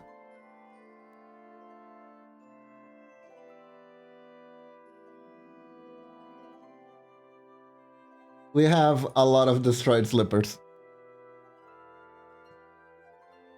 Momochi slipper or Momochi. Her slipper is starting to disintegrate because of this.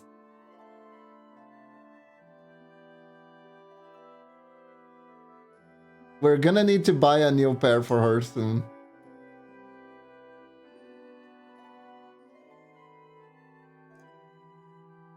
And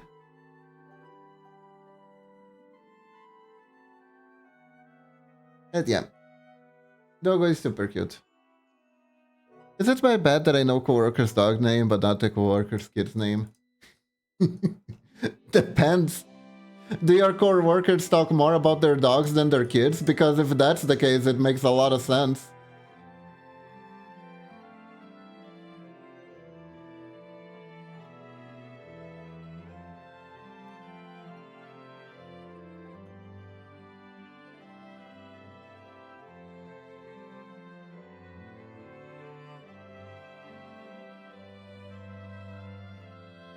I mean, Medina, is it bad that I know my neighbor's dog's names, but I don't know my neighbor's names?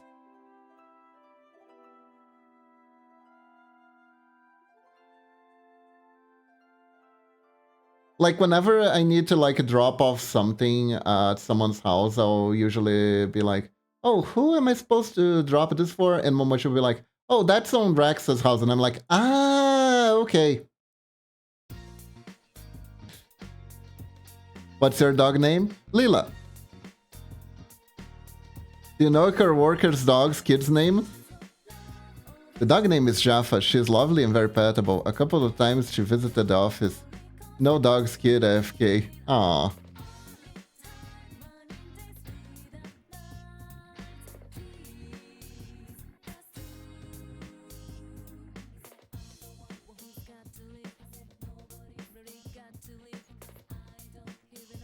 Good Sprite. Thank you, Cian Square. Welcome to the stream. How are you doing today? Okay, so we did this. I'm bad at remembering names as it is. I have to hear the same name multiple times to remember. Me too. Me too. I am actually bad with names. One of the reasons why I love talking to people over the internet, their names is right there. Their names is right there.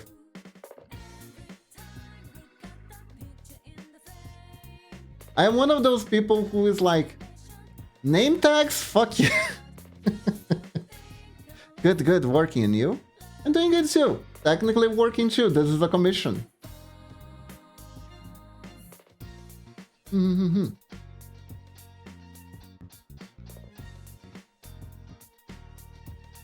So close.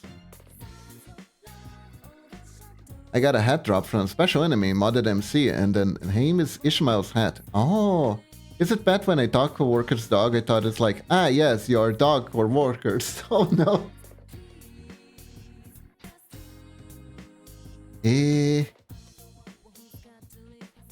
Also, I'm good at remembering names with 4 letters or less. Names with 4 letters are actually easier to remember. I don't know why I opted for Kiba, really. Nice, not many pixel artists on Twitch for some reason, so it's nice to see you hop in and come work for a bit. Oh, nice. There aren't a lot, really. I didn't notice. Like, every so often I am able to find another... But it's true, it's true. A lot less pixel artists working on Twitch than there are regular artists. That much is true. That's why I chose Yui as a name, short and sweet. It's good, it's a good name. One good thing about the MS thing is that you can easily look up people's names. Oh. You need to stream one day too? Oh, you do it. Although, it's very important. Well, you're only gonna know this if you're streaming. Like, some people have better time working while streaming than others. To some people, it can be too distracting. To others, it's just the right amount of distraction that you need to actually settle down and do the work. It varies from person to person. It's very interesting.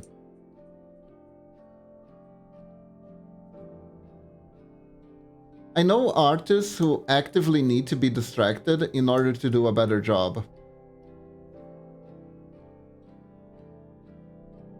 Welcome. Kiba does a lot of amazing pixel art. Yes. I always stream pixel art on Tuesdays today. And I play games on the other days of the week, unless I decide I want to take a whole month off to just do pixel art. In which case, I tell in advance when I'm doing that. Yes.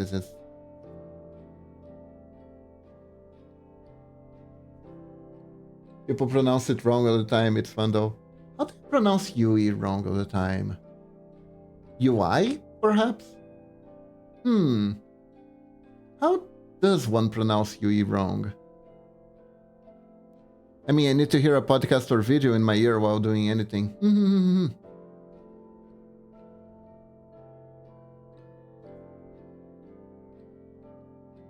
Oh god, OT Trigger is a vibe for sure. OT Trigger? What's OT Trigger? Did I say a thing that is a thing that I don't know? OT Trigger! Oh, wait, really? I mean, UI and Yoi? Really? Interesting.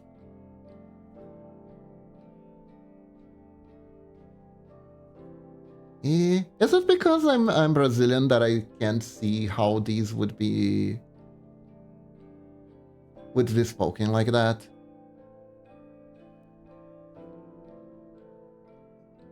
Also, wasn't Yui a character in the totally bestest anime ever, Sword Art Online? Also, you watch anime. I watch anime, that is true. Ah, so it's the non-anime folk. I see.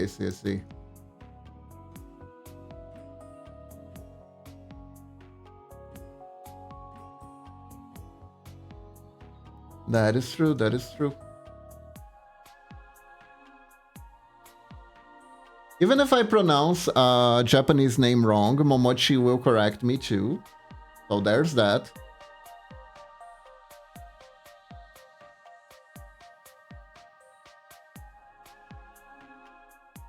Yui is inspired from Yui of Sao. Nice. Which one was Yui from Sao? It's been a hot minute since I watched anything related to Sword Art Online. Which one was Yui again?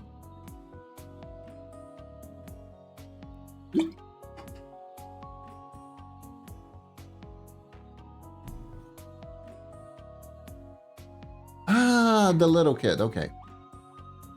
Ah, the AI girl. The AI girl, right?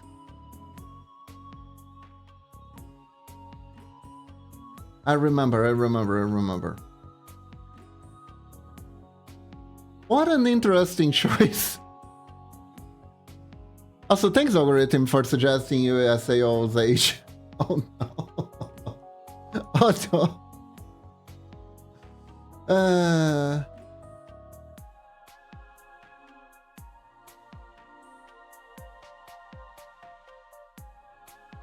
I remember her. Oh god.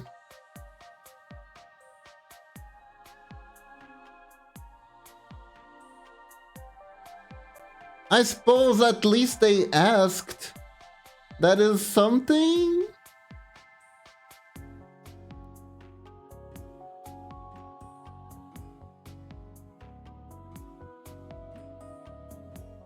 She's cute and deserves to be protected. Unfortunately, her dad is Omega cringe.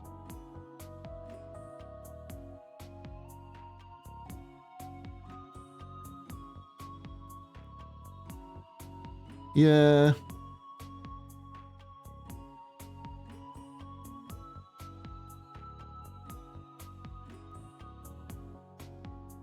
Hi. Oh, another one. Hey, Tommy. Welcome to the stream. How are you doing?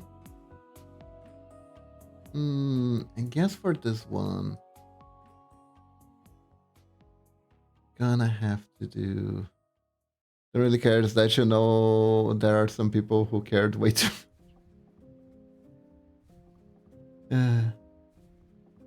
I'm okay, little busy today, but stopping by while eating lunch. Nice. So, hope you have a good lunch.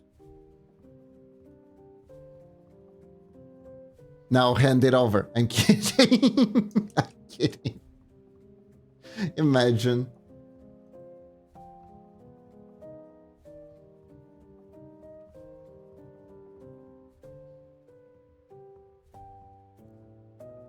Huh?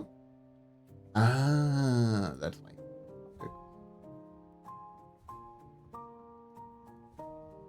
Here we go. I'm not a bully. I'm only a bully when I'm playing Yu-Gi-Oh! Otherwise, it's fine.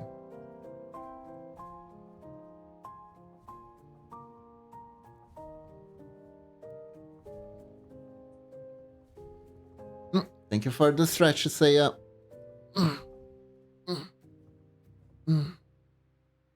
Hydrate. Let's see. Oh, still have. You know, I make sure when I stream to keep 2 different water bottles near me. Just to make sure I don't run out of water too soon.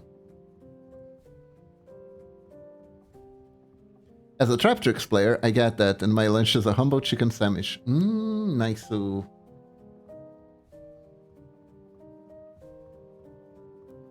One of us goes around to Boop Snoot. Hey, cutie kitty! Ah, you booped my Snoot. How are you today? How are you doing? Hope you're doing good.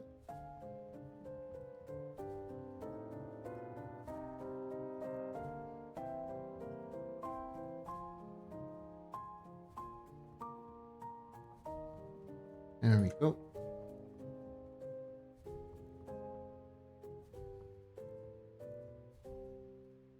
But when I hear backstories of my username, chicken sandwich is a lovely lunch. I had mac with burger and an awesome carrot fennel salad. Mmm. Nice, nice, nice too. Very nice, very nice.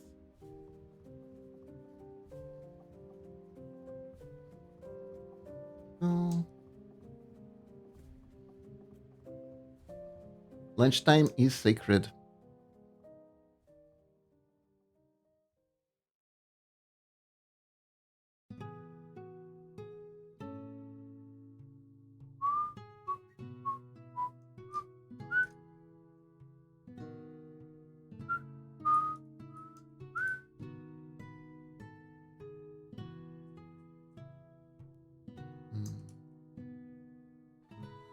Mm-hmm. Mm-hmm.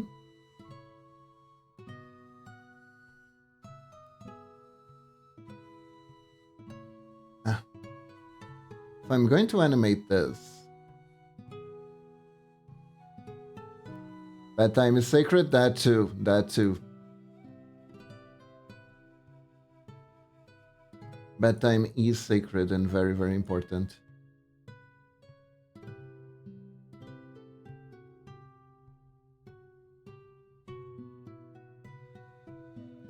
I know my limits. I don't try to work late. I know I won't be productive at all, even if I tried.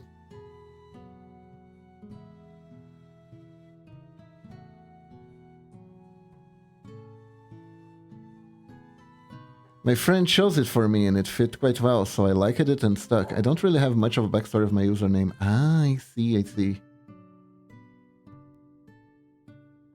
Huh, your friend chose Lunatic Mag for you? That's interesting. Not going to tell my username story, it's cringe. Hmm.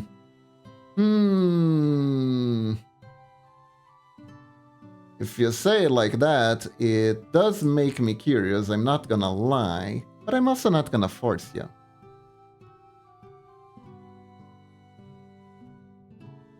Did pick my curiosity though.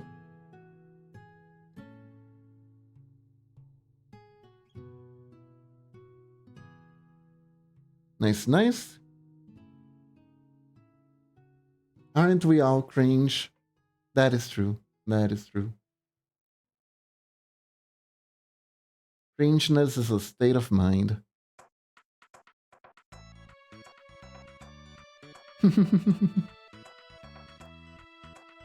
Does VTuber name inspiration count for this topic since, well, lol. It does, it does. You guys do know why my name is my name, right? Since we're on the topic.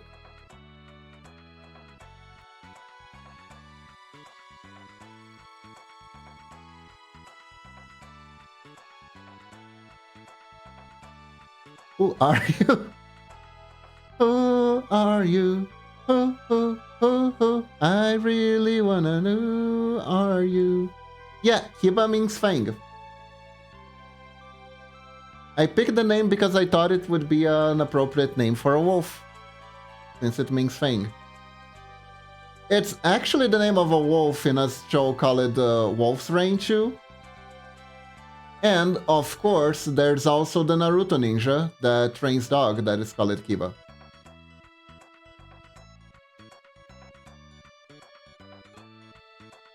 Okay, I used to play a lot of Quake Team Arena, so I picked Quack Trooper. Oh! So the cutie kitty is Quack Trooper Kitty? Huh.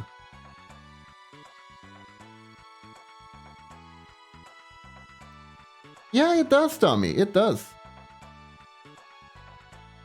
I thought it was just because you're a cutie. That was my guess.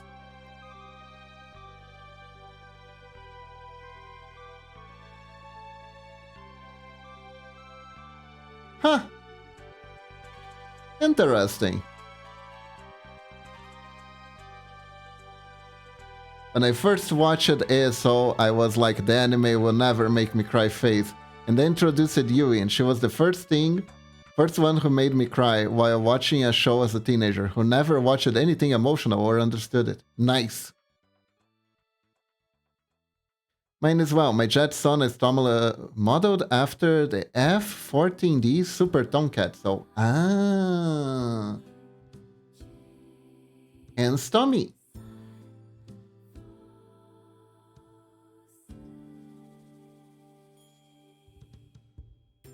Brennan, I should have addressed it with something like skater. Should have been skater, though. I see. I get it. Bunny hops in your direction at top speed. Eh? Nani?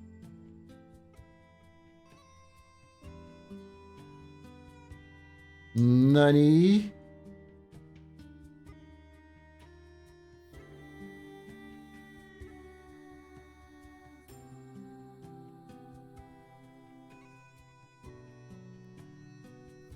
The full name is Toma Carverton, with the surname taken from the Carverton's naval industry plant to manufacture them. I see. Let's see here.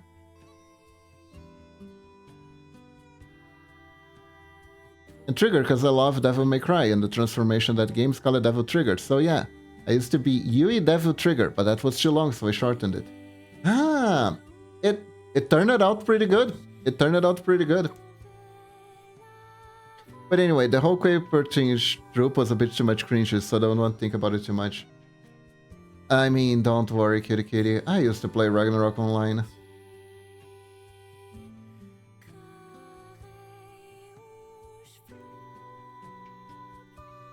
We all have our cringy phases. Oh, it's Yui, not Yuri.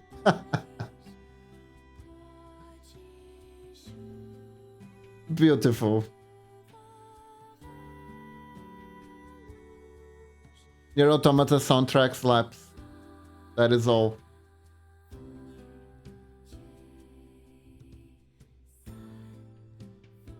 That is all.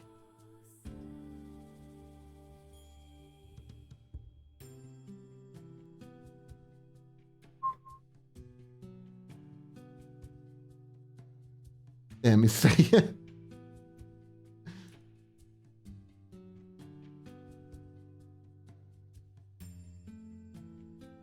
Oh.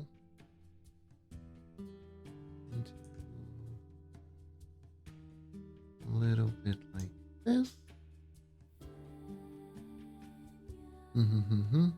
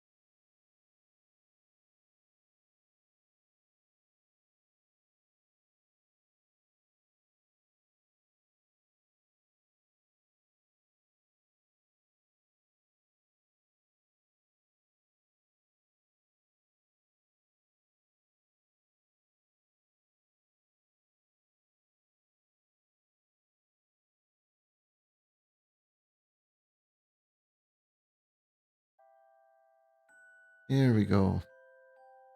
Talking about Yuri.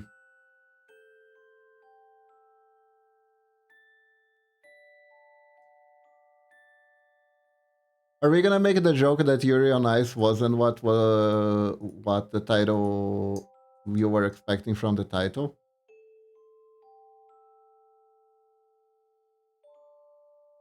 I guess just giving it the shivers, like someone scratching a chalk on a blackboard. Weird.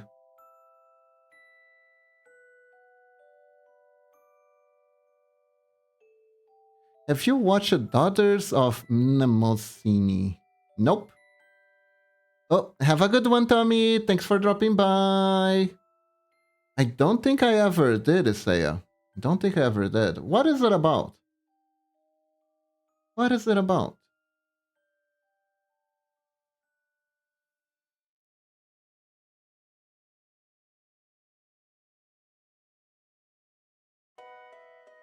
One day I'll find someone who watched it. I see. You're on that type of quest, huh?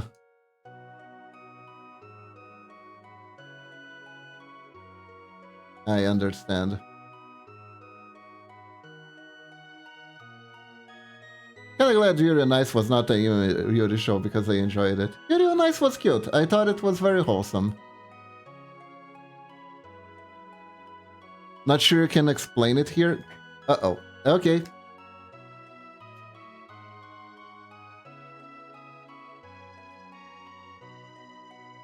Is it that explicit? Okay, is it explicit enough that you can't replace the naughty word with, I don't know, birdie or something?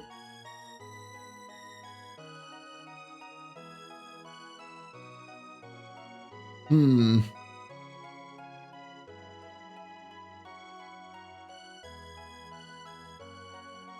It's really interesting, but story is completely intertwined with sexual stuff. I see. Huh. There are a few shows where like that.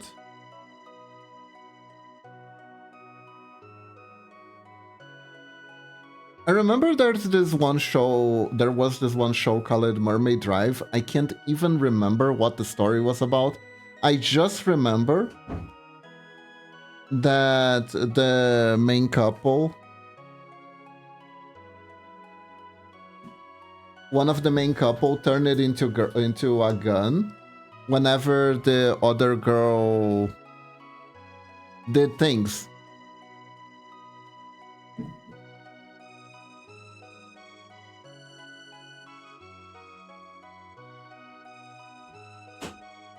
Hmm. Oh yeah, I know that one. Okay, one thing I'm finding girls love show and then kissing. It's just the stuff, and I'm like, that is very interesting. I don't think I've ever met someone who does this before. Guys,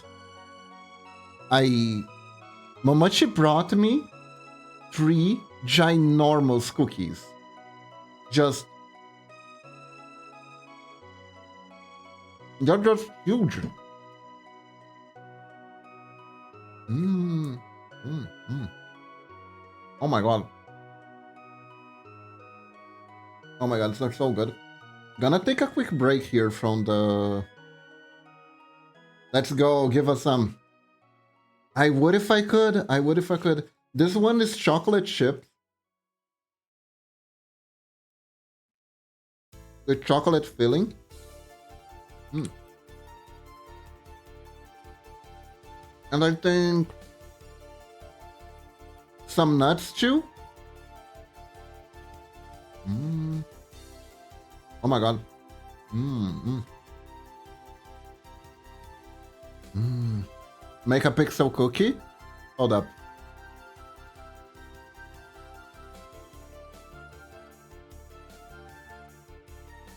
Mm.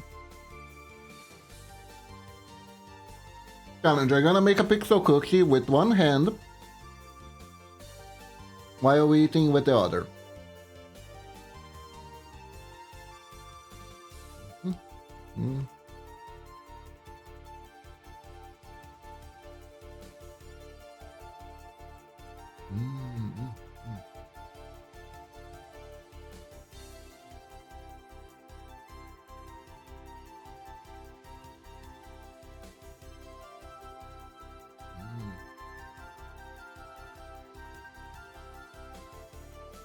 here.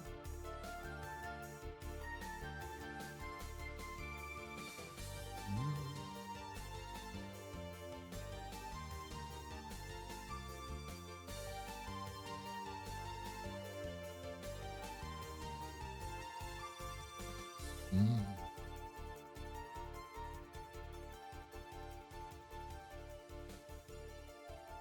It was great with his handiwork. Thank you.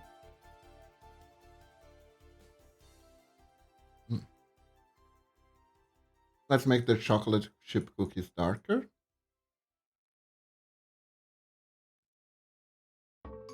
Mm, mm.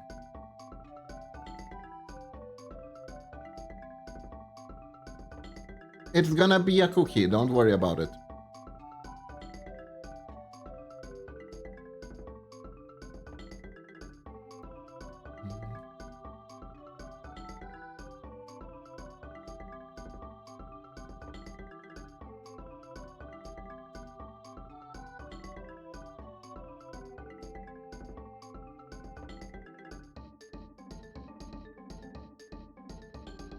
Mm.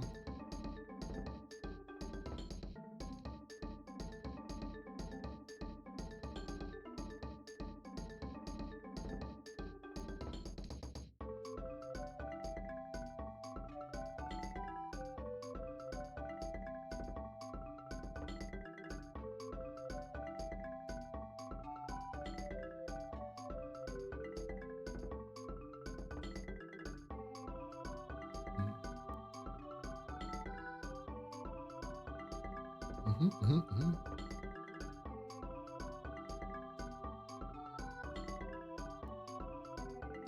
There you go, guys, a cookie.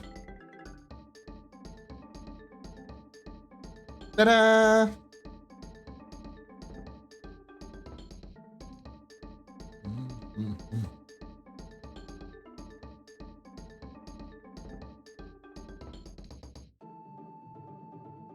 Mm.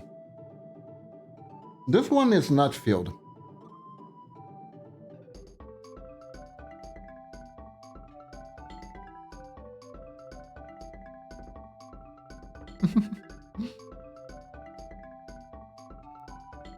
Mm.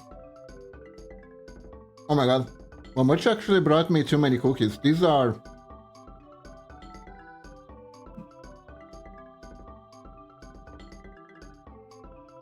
very, very doughy.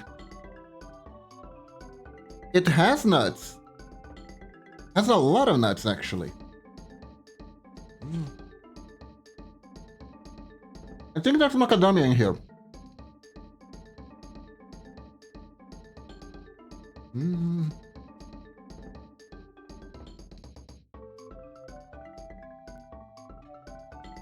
Yep, yep.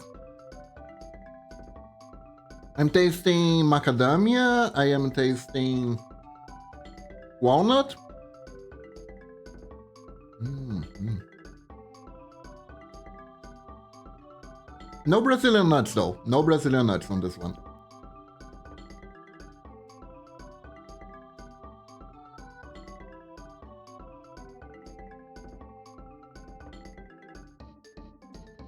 Is that a fact, Yui?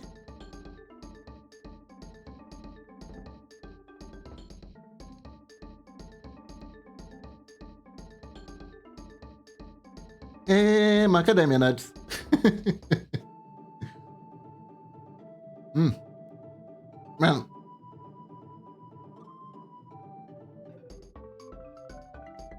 I don't know if where you live you had a phase, but that there was that one phase where the Macarena song was everywhere. They are surprisingly sweet, Lunatic.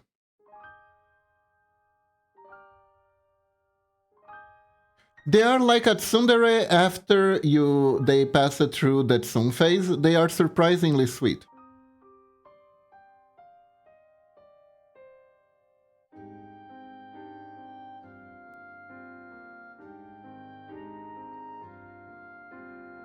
Mm. Mm.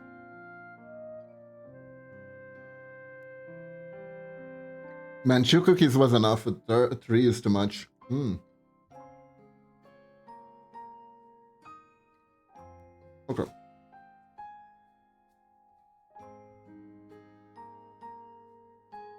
I'll leave the third one for later.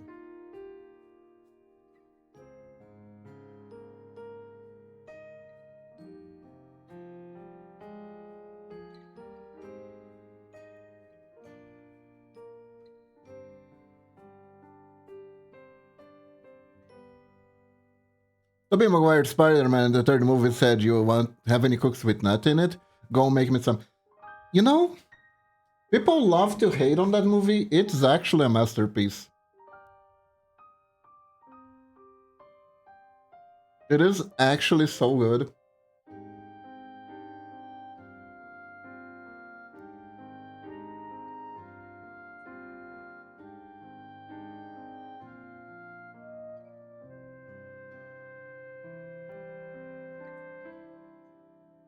It is absolutely a fun movie. Again, people at that time wanted like serials, superhero movies, I guess. I love it for all the wrongs and right reasons. I think... Honestly, let's be real.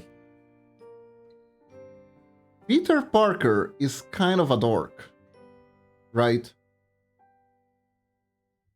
So even with the symbiote, Peter is still Peter, and Peter is still kind of a dork. So really, the interpretation is correct.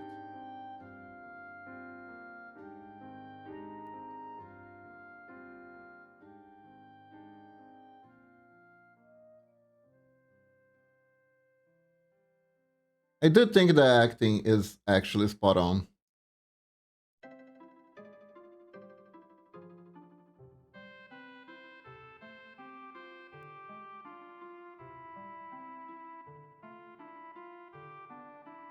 Like, it's interesting. I don't know who said it, but there are a lot of people who agree with the take that Tobey Maguire makes an excellent Peter Parker, and the guy from the second Spider-Man movie made a great Spider-Man, but a not so great Peter Parker.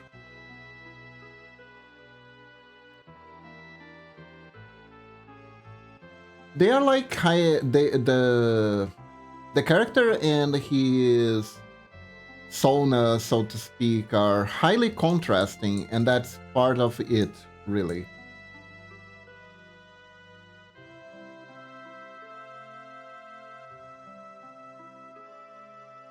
I like Spider-Man. Spider-Man, I think, is one of my favorite superheroes. Ah, right, because I'm an idiot. Okay. Sure. Gotcha. There we go. Okay, now it's time to animate this buttock.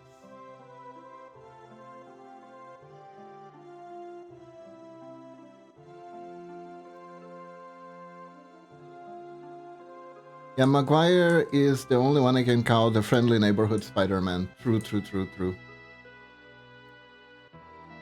What are your thoughts on the Marvel Spider-Man?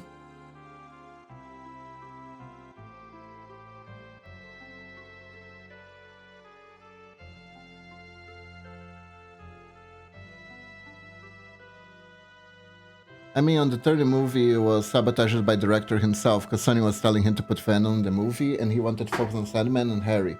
So he said, frick it, I'm going to make it to something so bad that they will leave it alone. Ah. It's interesting how movie directors will straight up sabotage their pictures, right?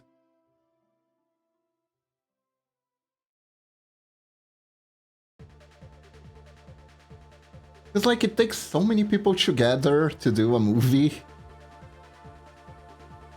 Although I get it.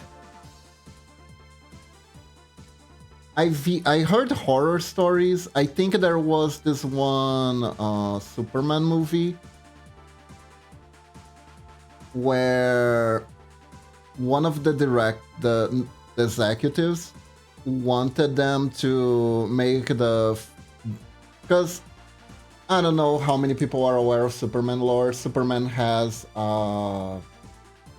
hideout in Antarctica where he goes to reflect on life, because since he has super hearing, he can have a hard time thinking about stuff by himself, because he just hears people crying for help all the time, right? I think the Marvel ones are okay to watch from one time in the cinema. It's going to be fun, but in any other circumstances, eh. Marvel Spider-Man's just okay, nothing special, nothing bad, just okay. Yeah, okay, that is true. That is true. So I don't know which Superman movie. It's one of the first ones that featured this. The executive wanted them to put polar bears with armors and lasers in the vase. No one ever could figure out why he wanted that. I am pretty sure he was on drugs.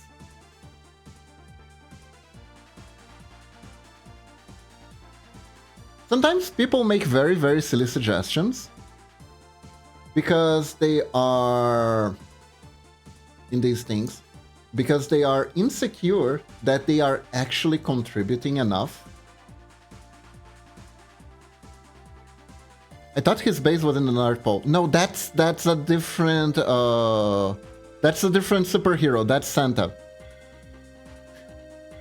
Although, honestly, Cutie Kitty, considering how Marvel was originally, DC was in the original, it would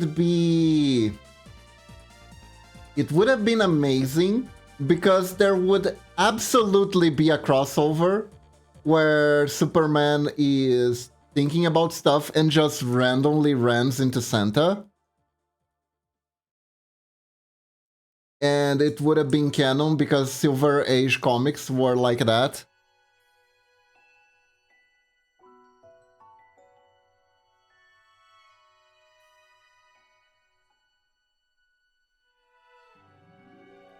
Was just how they were.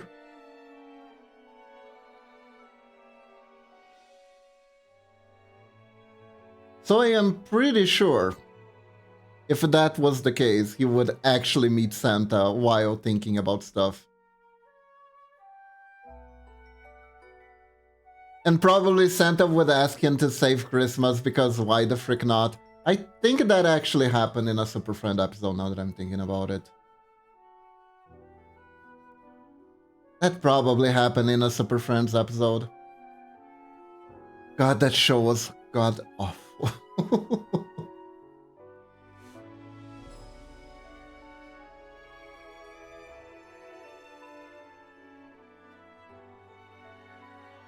I watched Spider-Man No Way Home 5 times in a week, as a friend of mine wanted to watch it. Now I can't watch that movie again, because it's ingrained in my memory. Oh god. Which one? No Way Home. No Way Home was... Which one was the No Way Home?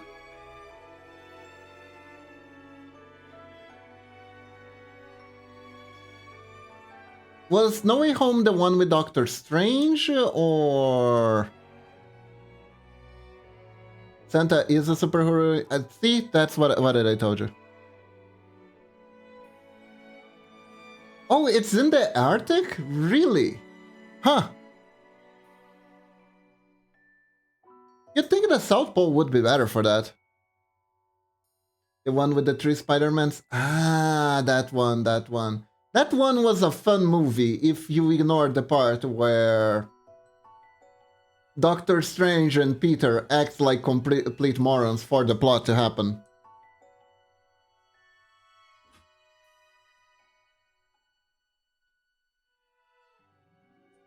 If you ignore that one part, it's pretty fun.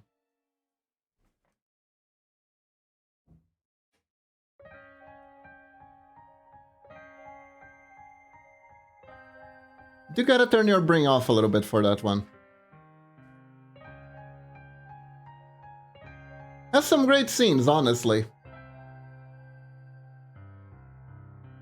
They're complete morons, to be fair, in the universe. I think they are still a little bit more moronic, though.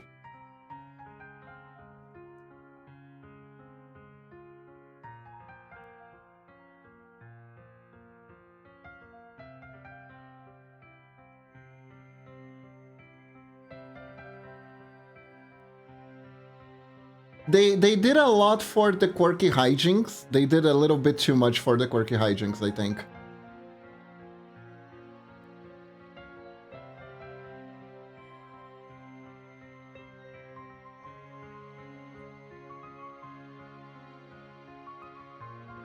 I felt, I actually, come to think of it, I felt really bad for Ozzy Osbourne in that one. I actually felt really bad for the Green Goblin.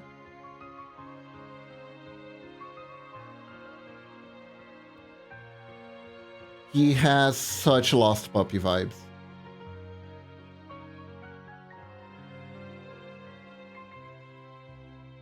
He is fighting the weird madness-induced serum thing. The thing is, Spider-Man's story always goes like that. He's smart, but likes freaking in the most stupid ways. True, true, true. That is actually true.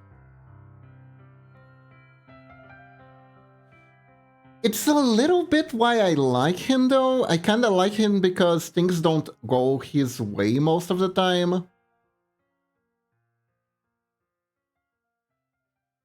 However, I do know that in the comics, they have been doing some really, really weird shit with him.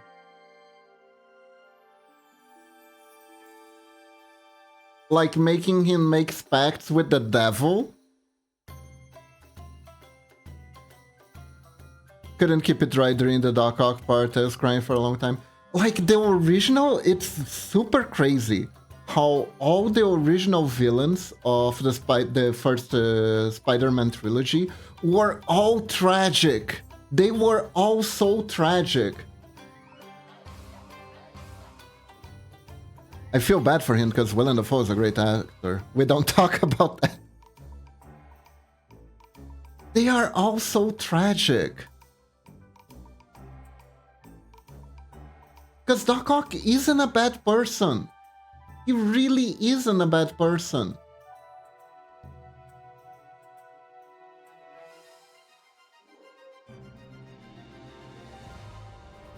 He was just there to warn us about the evils that Elon Musk will unleash upon the world with the Neuralink.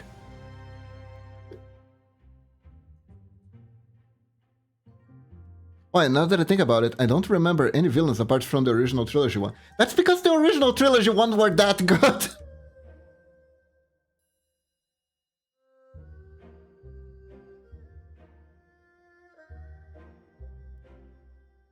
Let's be real. The Sandman was so good. That freaking scene where he's trying to understand how his body works and he is just like trying to be human and falling apart and trying to be human and falling apart and trying to be human and falling apart. Like that's actually some sort of how do you say? That's kind of a metaphor. That's almost a metaphor, right? Momochi, thank you for the sub, 19 months. Thank you, thank you. One villain I remember from the old series is Kingpin. Kingpin is good. Kingpin is good. But guys, what about the greatest villain of the now? The most important villain ever that got his own movie. Kraven the Hunter. And I paused because I almost said Draven the Hunter. Thank you, League of Legends.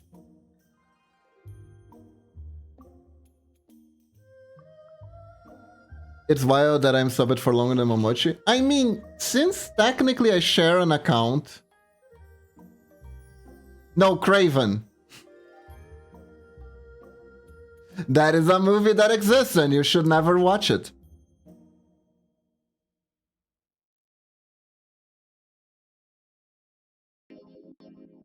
Kraven that booty. This booty?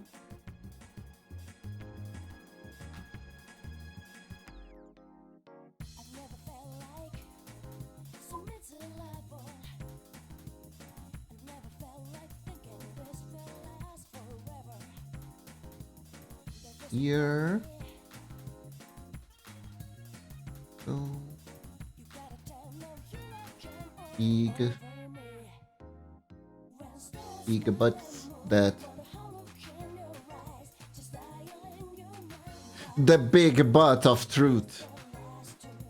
Because if you like big butts, you cannot lie. Terrible. Anyways.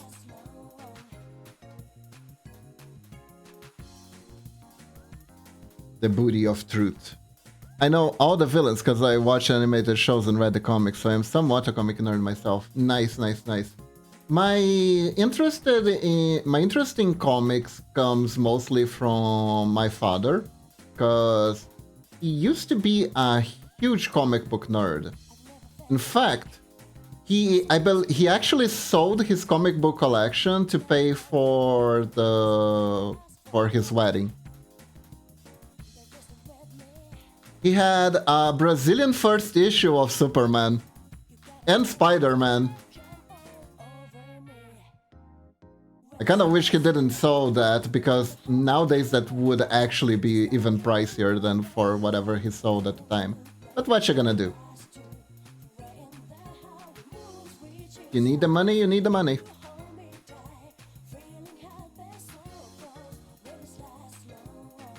They could I know other villains could have watched an animated movie, they could have made that movie great, but they ruined it.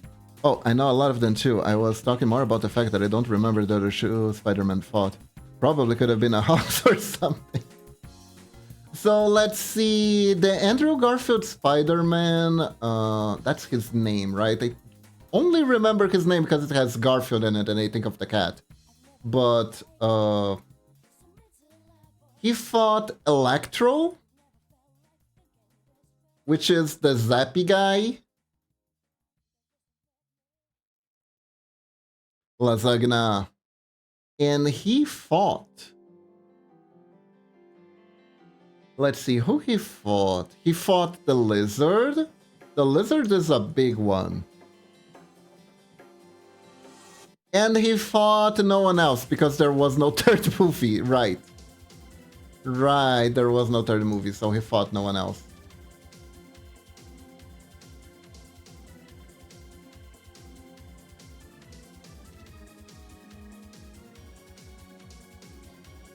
Kind of a shame. I kind of wanted to see where that story was going. Turns out it was nowhere.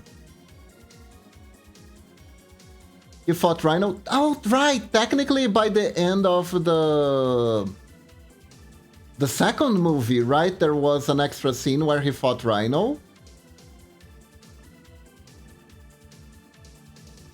Yeah, the Rhino mech. Honestly, I don't even hate that the Rhino is in a Rhino mech. Like, it's one interpretation for his power, which is better than no interpretation for his power. Sorry.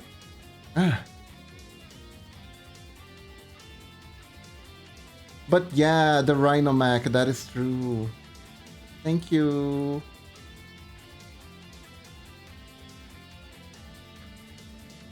Okay, one more. He fought the Green Goblin with Harry. True. He fought the Green Goblin and the son of the Green Goblin. Which I'm pretty sure was the tagline in the comics, whenever the hell that happened.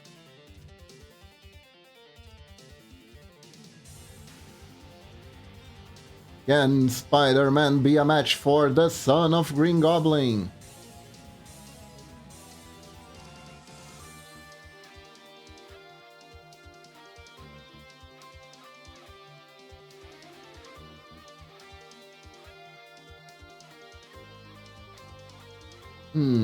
I think I'm gonna have to adjust this animation more. Anyways. That was stupid.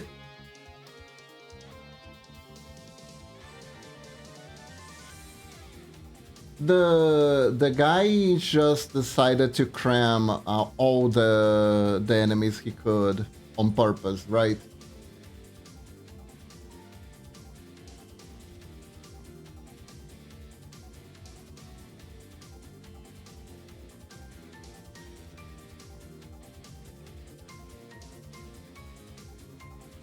Harry was just really, really bitter.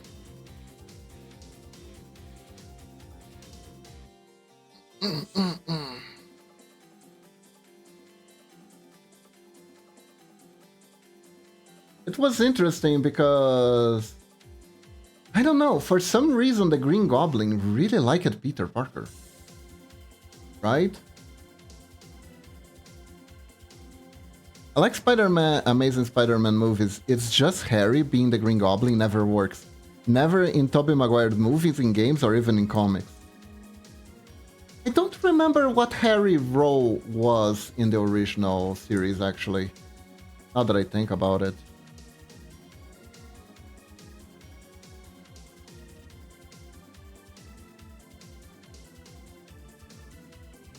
I don't really understand what he did. He was obviously Peter's friend. He was Osborn's son. Yes. That much I'm okay with, but I don't really remember how much relevance he has plot-wise. Because, like, I think it's already enough conflict that your friend has a supervillain father. So you have the conflict of, okay, I have to stop this guy. But at the same time, if this guy goes to jail, I leave my friend without a dad. So that's the kind of thing that Spider-Man can mull over, because Spider-Man is kind of is very nice. It's a very nice boy. So whenever there is any slight moral dilemma, he tends to fall apart. Only time it worked was when he became the Hobgoblin, which was badass. Ah, yeah, the Hobgoblin is an interesting one, isn't he?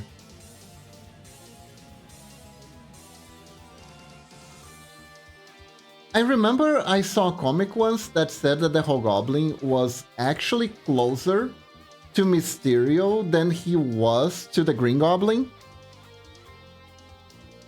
And there is also Halloween, which is kinda like the Green Goblin and the Hobgoblin, but he has a pumpkin for a head. And the three of them have essentially the same arsenal when it comes to fighting.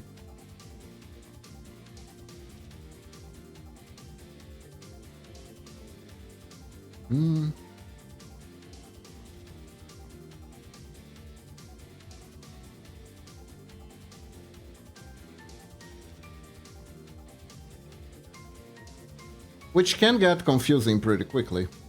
I think I'm gonna do this to heighten the butt a little bit.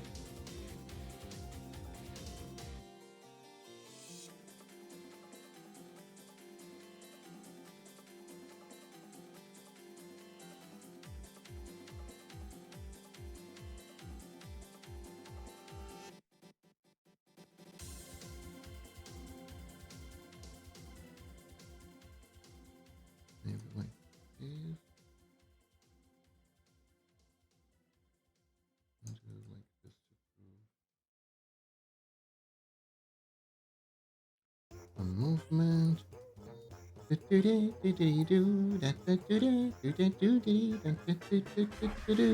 Yep, Hobgoblin is a trickster. I love him because when they introduced him in the 90 animated show, he was voiced by Mark Hamill. Oh, that is big actor name. Joker! Nice, nice, nice. Man, the Batman animated series was something, wasn't it?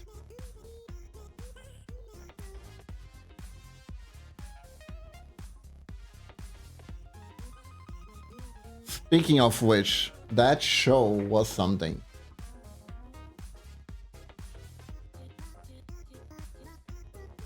Oh yeah, that gives the booty a lot more mobility. That's perfect. That's perfect. You can probably put the pockets a little bit lower to show movement.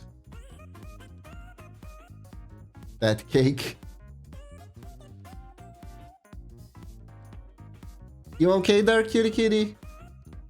This is Nikki inspired. This is Nikki inspired. That's why this is like this.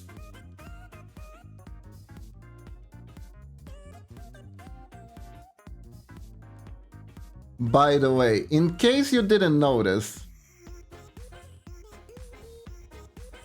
this commission is Nick inspired. All 90 Comics animated shows were so good, especially DC. They were. It was really a golden age for that.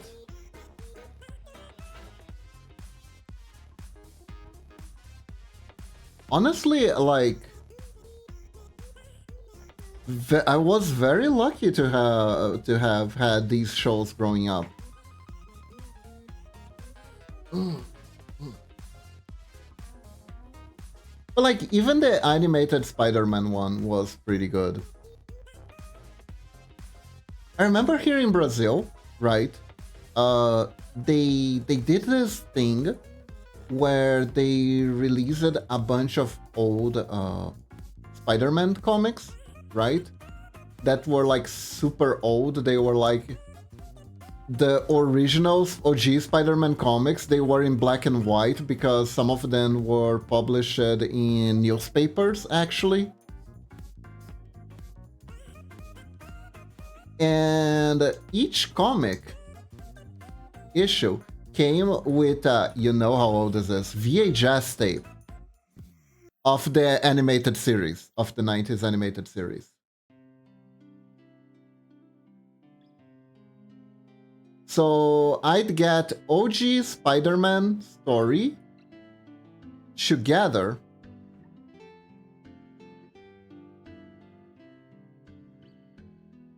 with the comics. With the OG comics. It was a really good combo, not gonna lie.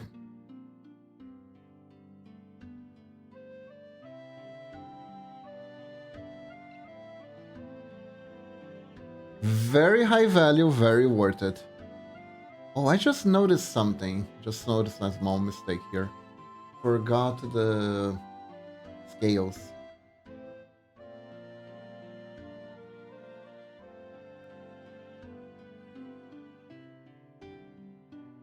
Here we go.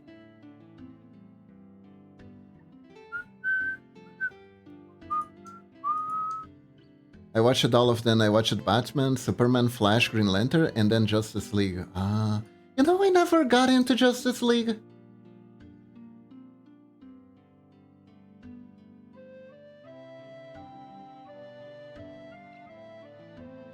I know it's a very well-liked show.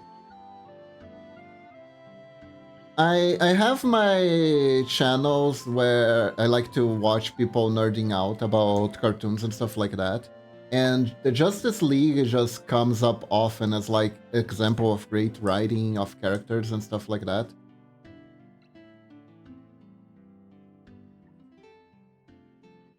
You should try it. Maybe I should. Maybe I should.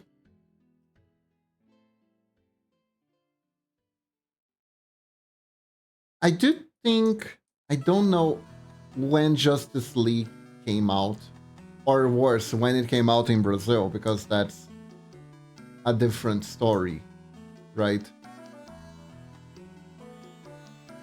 Of when it was actually available.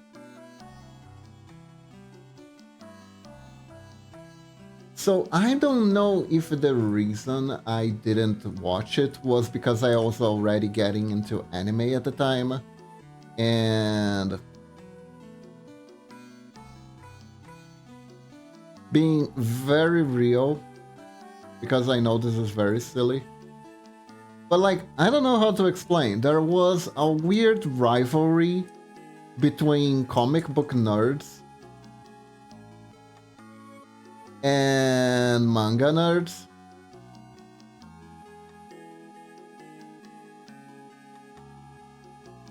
I don't know how else to describe it. So you kind of like, either you like the one or you like the other. I mean, yeah, if I watch it, it means it came pretty late in my country.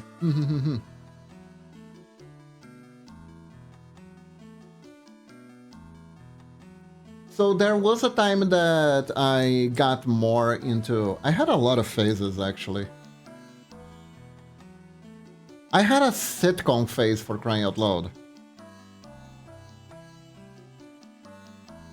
Like, I know every episode of Seinfeld and fucking Friends like the back of my hand. I know all of them.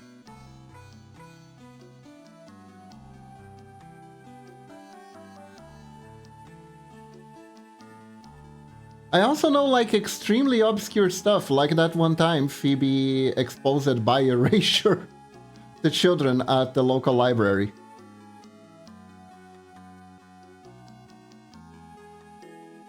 I mean, if I watch it, it means that came pretty late to my country. The comic and manga wars, I heard of the tale. Yeah, indeed. People are silly. People are silly. It's kind of sad that comic nowadays don't compare to manga. Yeah, I saw like a video that was talking about it. There was like a report. And apparently, manga completely overtook the market, and comics now, even though they are culturally relevant because of the Marvel movies, that's literally it. That's literally it. And unfortunately, you know why, and so do I. The reason why it doesn't hold up is exactly that. Not many comics are actually worth reading anymore. Thank you, Isaiah.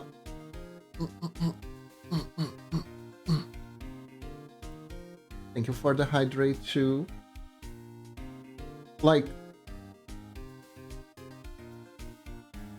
the problem with comics is that the characters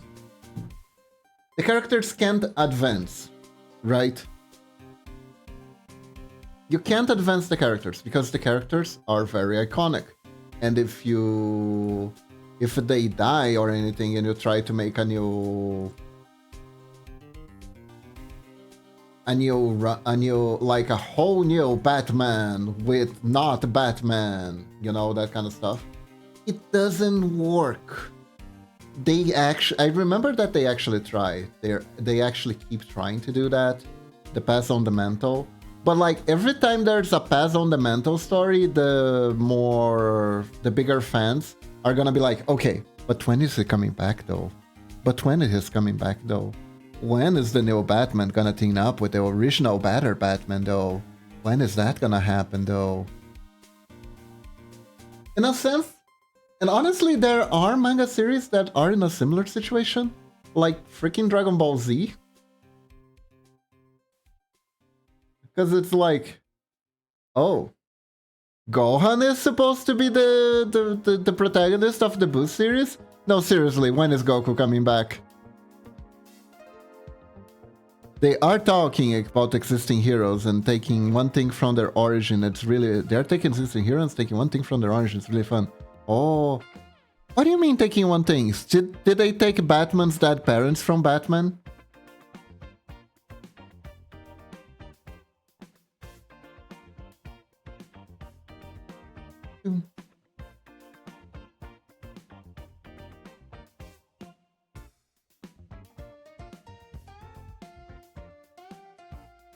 Man, imagine if there is a villain that is like, yeah, Batman, I have created a time machine and I will rescue your parents. And Batman's like, thank you so much. Like, Batman is not rich anymore and has a mom. Wow. Actually, hold up. Isn't Batman's superpower only the fact that he is rich?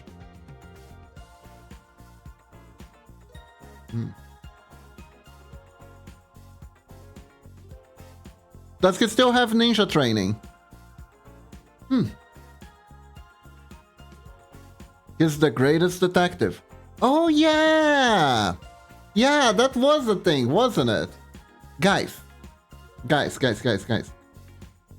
Unfortunately, like I said at the start of the stream, I can't anymore. That is all the time I have for today. I can't stay and some extra time with you guys today because I have stuff to do. So that is all the time we have for today. Thank you very much for joining me. I hope you all have a wonderful day or night. Stay awesome. And now we find someone to raid. You can also defeat everyone, enough prep time and all. Yeah, that's why you see more street fighting in Batman. Thank you for the stream. Thank you very much for joining, Isaiah. Let me see. Who do we raid today? Who do we raid Shadow Legends today?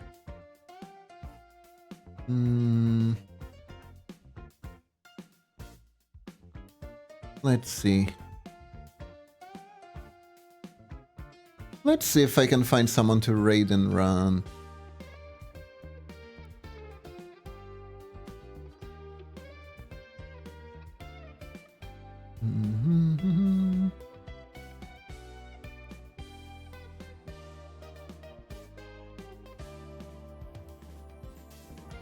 Think.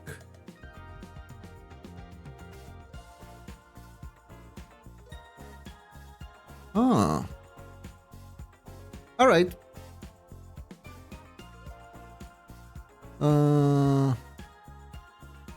Let's raid Koro. Let's raid Koro. No. I don't know who to raid today. Guys, I have to end the stream. We'll raid some other time. Thank you very much for joining me. I'll stay awesome, and I'll catch you guys next time, okay?